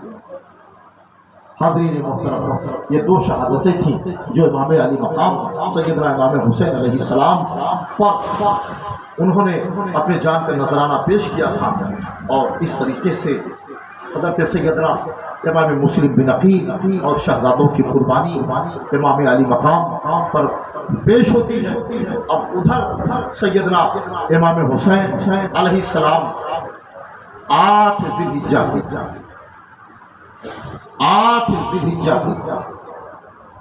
تاریخ میں ہم نے دیکھا ہے کہ 30 منزل کربلا تک آپ نے بنائی تھی۔ سفر 8 ذی الحجہ کو جب سارا عالم اسلام مکہ میں تھا، پورا عالم اسلام مکہ میں تھا، اس وقت امام علی مقام بھی حج کا احرام باندھ چکے تھے، آپ بھی حج کا احرام باندھ چکے تھے۔ حج کرنے کی ظاہر سی بات ہے جن کے صدقے میں حج ملا وہ حج چھوڑ کے کہاں جائیں گے۔ 8 ذی الحجہ حج شروع سارے عالم اسلام سے حج کرنے والے آ چکے ہیں۔ آپ کو باوثوق ذرائع سے پتہ چلا، باوثوق ذرائع سے آپ کو خبر ہوئی کہ یہاں کا جو حاکم ہے سعید، اس کے پاس یزید کا حکم نامہ آ چکا ہے، اور مکہ المکرمہ میں ہمارا محاصرہ کیا جا سکتا ہے، اور اگر مکہ میں ہمارا محاصرہ کیا گیا، اگر مکہ میں ہم کو گھیرا گیا، اگر مکہ میں ہم سے مزاحمت کی گئی تو ایک بات تو یقین ہے کہ مکہ میں آپ کے چاہنے والے بھی ہیں، مکہ میں ہمارے خاندان والے بھی ہیں، مکہ میں ہمارے کنبے کے لوگ بھی ہیں، مکہ میں صحابہ بھی ہیں۔ اگر یزیدیوں نے مکہ میں ہم سے مزاحمت کیا تو یہاں جنگ ہو جائے گی۔ اور مولا حسین نے سوچا کہ ہمارے نانا جان نے کہا تھا کہ کعبے کی حرمت کو، مکے کی حرمت کو ایک شخص نیلام کر دے گا، تباہ کر دے گا، حرمت ایک شخص کی وجہ سے تباہ ہو جائے گی، پامال ہو جائے گی۔ پیارے حسین سوچتے ہیں حالات اس طریقے کے ہیں، حالات اس انداز پر بنے ہیں، اگر کہیں میں مکہ میں رہا مجھ سے مزاحمت ہوئی، جنگ ہوگی، خون ریزی ہوگی تو حرمت کعبہ پامال ہو سکتی ہے۔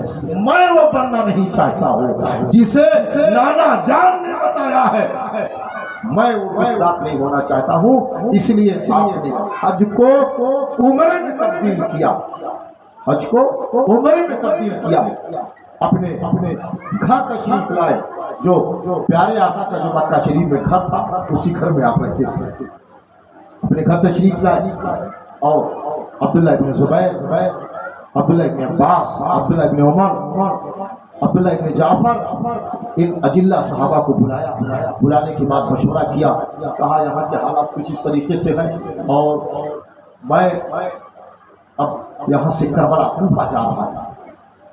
صحابہ نے روکا، عبداللہ ابن زبیر نے روکا، عبداللہ ابن جعفر نے روکا، کہا مت جائیے شہزادے رسول، آپ نہ جائیے، آپ کے ابا جان نے مولا علی شیر خدا نے کوفہ والوں پر اعتبار کیا، لیکن کوفہ والوں نے ان کو دھوکہ دیا، آپ کے برادر گرامی کو سیدنا امام حسن علیہ السلام کو کوفہ کے لوگوں نے دھوکہ دیا، آپ کو خط دے کے بلایا، اگر آپ جائیں گے دھوکہ آپ کے ساتھ ہوگا، روکا، منع کیا، لیکن امام علی مقام نے کہا کہ نانا کی جو پیش گوئی ہے، دل میں سوچا، دماغ میں لیا، نانا کی پیش گوئی کو یاد کیا اور کہا اب مجھ کو جانا ہی پڑے گا، ورنہ اگر کہیں ان لوگوں نے اس کے ہاتھ پر بیعت کر لیا اور کل بروز قیامت بارگاہ خداوندی میں ہماری شکایت کر دیا تو میں اپنے رب کو کیا جواب دوں گا۔ اور معاملہ یہ تھا، نانا جان کی وہ حدیث آپ نے سنی تھی جس نے سب کچھ واضح کیا تھا، کربلا کا پورا نقشہ مولا حسین دیکھ چکے تھے، کربلا کہاں ہے۔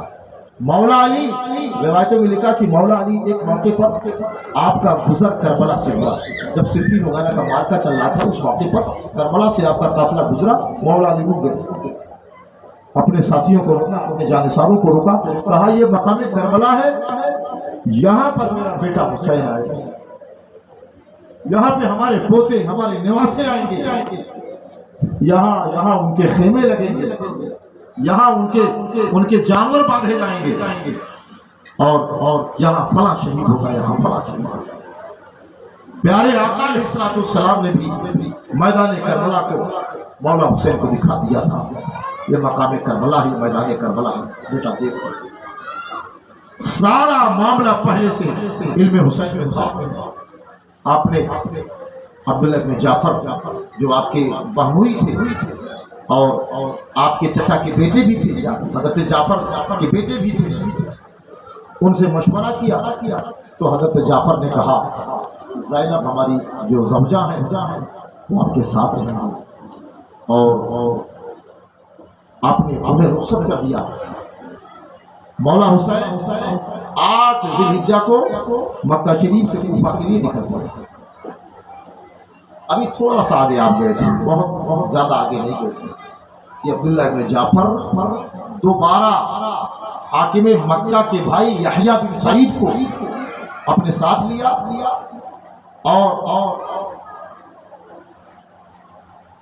جو حاکم مکہ تھا اس سے ایک امان کا پروانہ حاصل کیا، کیونکہ عبداللہ بن جعفر بڑے باوسوخ انسان تھے، ان سے پروانہ لیا اور کہا حسین آپ واپس چلیں، آپ سے کوئی مزاحمت نہیں ہوگی۔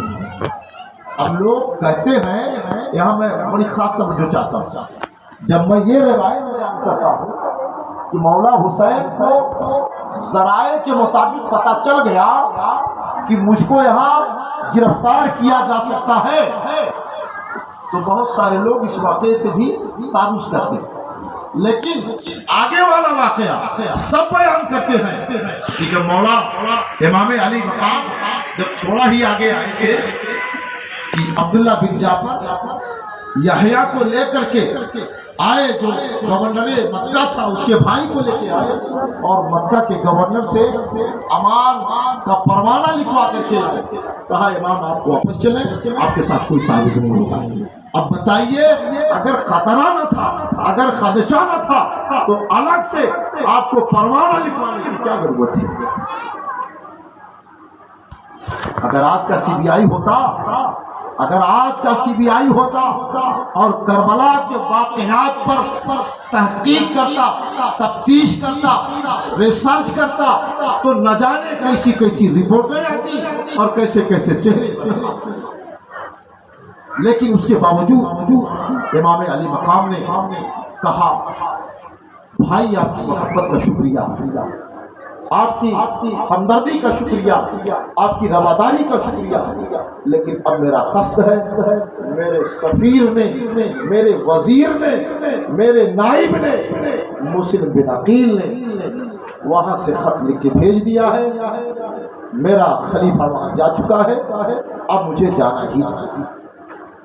آپ نے سفر کو آگے بڑھا دیا، تھوڑا اور آگے بڑھے، ذرا انداز دیکھا ہے. عبداللہ بن جعفر پھر واپس اور عون و محمد جو حضرت زینب کے بیٹے ہیں، یہ پہلے ساتھ نہیں تھا. جب عبداللہ ابن جعفر کو یقین ہو گیا، عبداللہ ابن جعفر کو یقین ہو گیا کہ اب حسین واپس نہیں آئیں گے، تو دونوں شہزادوں کو لیا، کیونکہ جعفر، عقیل، مولا علی، یہ تینوں بھائی تھے. تو عبداللہ دوسری چچا کی بیٹی تھی جن کے ہاں حضرت زینب کا رشتہ ہوا تھا. زینب کے صاحبزادے عون و محمد کو اپنے ساتھ لائے اور کہا امام آپ تشریف لے جا رہے ہیں، ہماری کچھ مصروفیات ہیں، میں نہیں جا سکتا، لیکن یہ ہمارے دونوں جو شہزادے ہیں یہ سائے آپ کے ساتھ ہیں. اور شہزادوں کو بلایا، کہا بیٹو ماموں کو ہمیشہ دیکھتے رہنا، یہ دیکھتے رہنا کہ اگر کہیں ماموں سے مزاحمت ہو گئی، کوئی لڑائی ہو گئی، کوئی جنگ ہو گئی، تو اتنا یاد رکھنا کہ قاسم اور علی اکبر کو اپنی موجودگی میں جنگ کو نہ جانے دینا، ان سے پہلے خود چلے جانا، ان سے پہلے خود پہنچ جانا، یہ نظرانہ اپنی جان کا پیش کر دینا. یہ کہہ کر کے آپ نے امام کو سلام کیا، امام سے دعا لی، امام کے قدموں کا بوسہ لیا اور واپس پڑھا. سیدنا امام علی مقام سرکار امام حسین علیہ السلام کا مقدس 74 افراد پر مشتمل جو قافلہ تھا، یہ منزل بمنزل چلتا تھا، منزل بمنزل چلتا تھا. بچے تھے، عورتیں تھیں، اس میں کچھ بیمار بھی تھے، بزرگ بھی تھے. تو آپ دن میں چلتے اور رات میں کسی بھی مقام پر پڑاؤ ڈال دیتے، وہاں آرام کرتے. چونکہ مکہ 8 ذی الحجہ کو آپ نے چھوڑا تھا، تو جو حاجی لوگ آئے تھے سب کو پتہ چل گیا تھا کہ امام حسین کوفہ جا رہے ہیں. یہ ایک وقت کا بڑا عجیب المیہ تھا، حسین کوفہ جا رہے ہیں. اور یہ سچ ہے کہ مدینے سے ہی یہ پتہ چل گیا تھا کہ حسین ابن علی نے یزید کی بیعت کا انکار کر دیا. اچھا منہ سے بات نکلتی ہے تو پھیل جاتی ہے نا، بات منہ سے نکل جائے تو پھیل جاتی ہے. بات یہ مکہ اور مدینہ میں مشہور ہو گئی تھی کہ امام علی مقام نے یزید کی بیعت کا انکار کر دیا.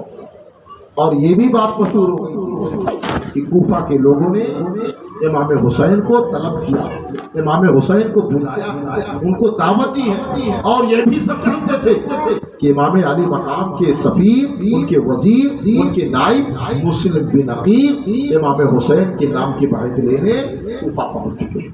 یہ سارے معاملات الا ماشاء اللہ اکثر لوگوں کے نالج میں تھا. لیکن اس کے باوجود اس بات کو میں کہوں گا ضرور کہ اس کے باوجود کوئی پرعزم نہیں ہو رہا تھا، کوئی پرعزم نہیں ہو رہا تھا. تاریخ آپ پڑھیں گے تو یہ تو بہت آسان ہے نا کہ تاریخ اگر آپ کے خلاف جائے تو آپ کہہ دو کہ یہ غلط ہے، یہ بہت آسان ہے. اگر واقعات آپ کے خلاف جاتے ہو تو آپ کہہ دو یہ غلط ہے. لیکن کتنی تاریخ غلط ہو جائے گی، کتنے واقعات غلط ہو جائیں گے. آپ کے عزم سفر سے واقفیت تقریباً سب کو ہو چکی ہے. ہونا تو یہ چاہیے تھا کہ لوگ آتے، آپ سے وابستہ ہوتے، آپ سے جڑتے، آپ کے ساتھ چلتے. لیکن آپ نے یہاں کسی کو بلایا بھی نہیں. ایک عذر تھا لوگوں کے پاس. آپ نے مکے میں مدینے میں کسی کو بلایا نہیں, یا آپ نے خانہ کعبہ میں حرم میں کسی کو اپنے ساتھ آنے کے لیے کہا بھی نہیں. تو ایک عذر یہ بھی تھا. تو ہم لوگوں پر تعمیر تشریح بھی نہیں کر سکتے کہ لوگوں نے غلط کی یا لوگوں نے کہا کہ اگر امام کا مطالبہ ہوتا, اس مطالبے کے بعد لوگ آتے تو ضرور گنہگار ہوتے. لیکن امام کا مطالبہ ہوا تھا 22,000 کے سامنے. امام کا جو مطالبہ ہوا تھا وہ 22,000 کے سامنے ہوا تھا. باقی مکے میں مدینے میں ایسا آپ کا کوئی مطالبہ نہیں ہوا تھا. آپ کا قافلہ آگے بڑھا اور حضرت امام مقام علیہ السلام نے ایک منزل پر پہنچے تو قیس بن مصہر جو آپ کے رفیق سفر تھے, آپ نے ان کو اپنا قاصد بنایا اور کوفہ کے معاملات, بہت سارے معاملات کے لیے آپ نے انہیں روانہ کیا تھا.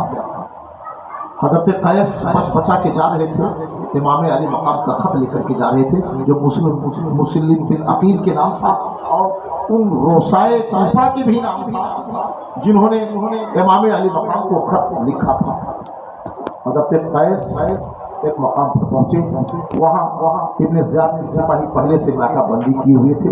جناب قیس کو لوگوں نے روکا, ان کی تلاشی لیا تو امام حضرت قیس بن مصہر کے پاس امام علی مقام کا خط نکلا.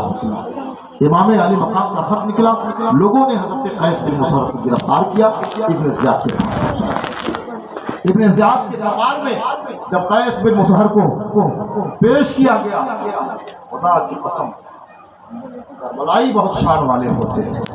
یہ موت و زندگی کیا ہوتی ہے, یہ موت و زندگی کو بہت زیادہ اہمیت ہوتی ہے, کیونکہ مومن کا معاملہ تو یہ ہے, کون کہتا ہے کہ مومن مر گیا قید سے چھوٹا اپنے گھر گیا. یہاں تو خالی اعمال بہتر ہے, باقی موت اور زندگی کا کوئی بہت بڑا معاملہ نہیں ہے. ہمارا کردار بہتر ہو, اللہ راضی ہو, رسول اللہ راضی ہو, اہل بیت راضی ہو, اس کے بعد موت کا کوئی غم نہیں ہے, دنیا چھوٹنے کا کوئی غم نہیں ہونا چاہیے. جناب قیس جب پہنچے ہیں دارالخلافہ پر, ابن زیاد نے کہا ممبر پر جاؤ, دارالامارت کی چھت پہ جاؤ اور حسین کی مذمت کرو, علی کی مذمت کرو, حسن کی مذمت کرو.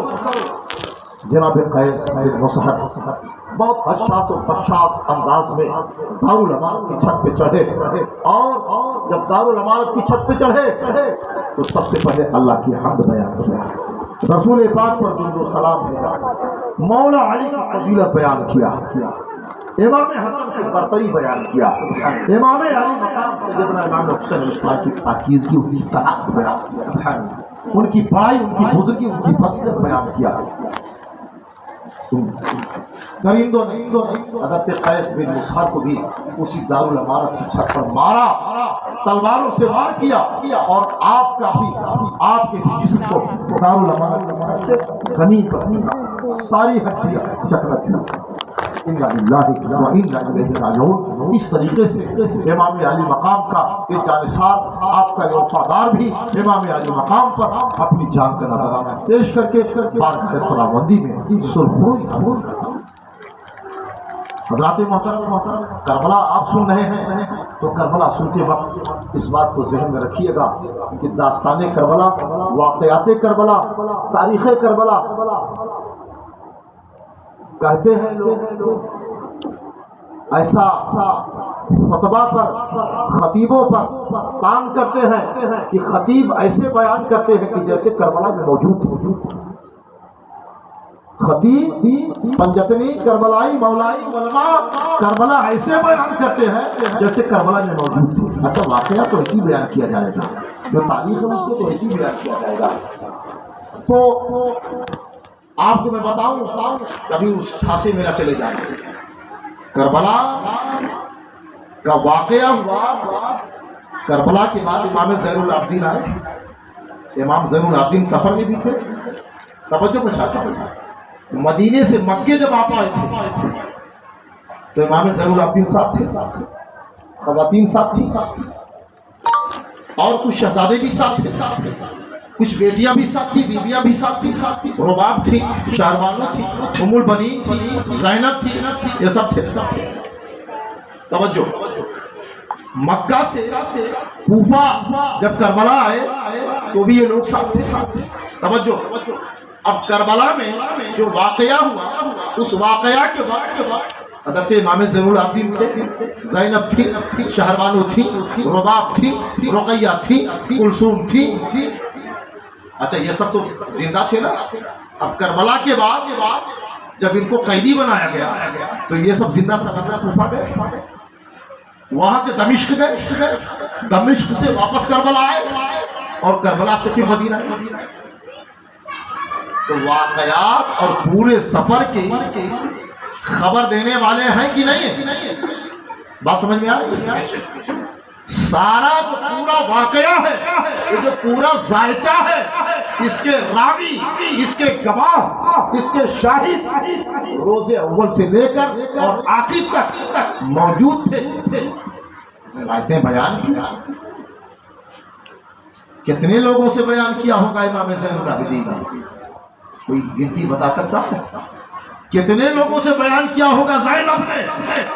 کتنوں کو بتایا ہوگا رقیہ نے؟ کتنوں کو بتایا ہوگا؟ بہت لوگوں کو بتایا ہوگا۔ اور یہ داستان تو گھر والی گواہی تھی۔ اس گھر کے علاوہ کچھ لوگوں کو تو اللہ کو توبہ بھی دے دیا تھا۔ وہ جو 22,000 کا لشکر تھا، اس میں جناب حور جو سب سے پہلے اٹیک کرنے کے بعد اگر توبہ کر لے تو اللہ معاف کر دیتا، اللہ معاف کر دیتا۔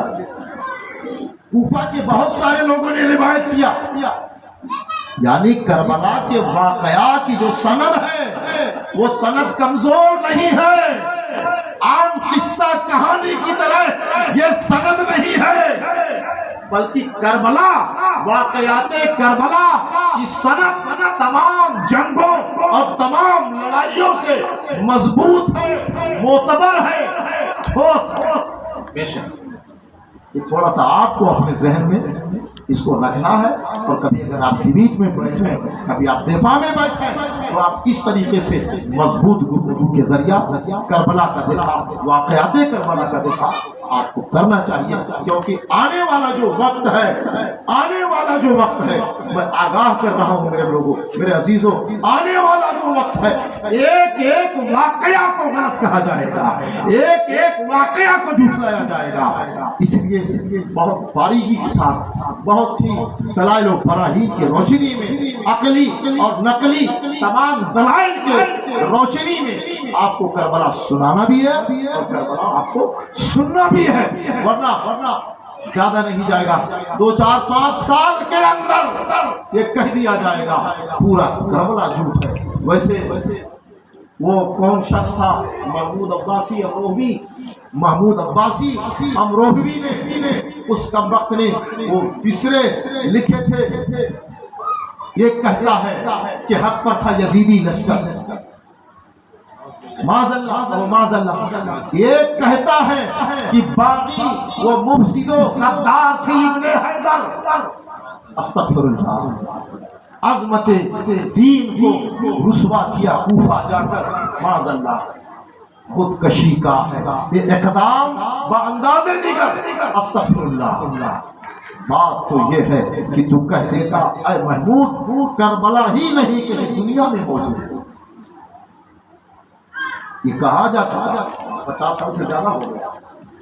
اب انہی کی اولادیں، انہی کے ہم خیال، انہی کے ہم فکر آج بھی پائے جا رہے ہیں، اور واقعات کربلا پر امام علی مقام کی اس عظیم شہادت کو بے معنی کرنا چاہتے ہیں، جبکہ مردودوں کو یہ نہیں پتا ہے کہ پیارے آقا نے پوری کربلا بیان کر دی، پیارے آقا نے اپنی زندگی میں پوری کربلا بیان کر دی ہے۔ میں تو کہتا ہوں کہ پیارے آقا سے جبریل نے کربلا بیان کر دی، جبریل نے کربلا بیان کی، اور پیارے آقا نے صحابہ سے کربلا بیان کیا، آقا سے جبریل نے بیان کیا، آقا نے صحابہ سے بیان کیا۔ وہ کربلا اس کو آپ کچھ لوگ نہ جانے کون کون سا نام دے رہے ہیں. آپ کو بہت ہی تیاری کے ساتھ رہنا ہے, بہت ہی ذمہ داری اور بہت ہی مستعدی کے ساتھ آپ کو اپنے نسلوں کو, اپنے بچوں کو کربلا کے لیے تیار رکھنا ہے. ہماری دعا ہے کہ اللہ تبارک و تعالیٰ تمام مسلمین و مسلمات, مومنین و مومنات پر اپنا کرم فرمائے. تمام لوگوں کے گھروں میں اللہ خوشحالی کا ماحول پیدا فرمائے. تمام اہل بیت کے چاہنے والوں کے مال و زر میں اللہ برکت عطا فرمائے. اللہ ہمارے کربلائیوں کو خوب روپیہ پیسہ عطا فرمائے, ان کے کاروبار کو اللہ خوب بڑھائے. مولا حسین کے صدقے میں ہمارے مولائیوں پر خوب کرم فرمائے, اچھے مقام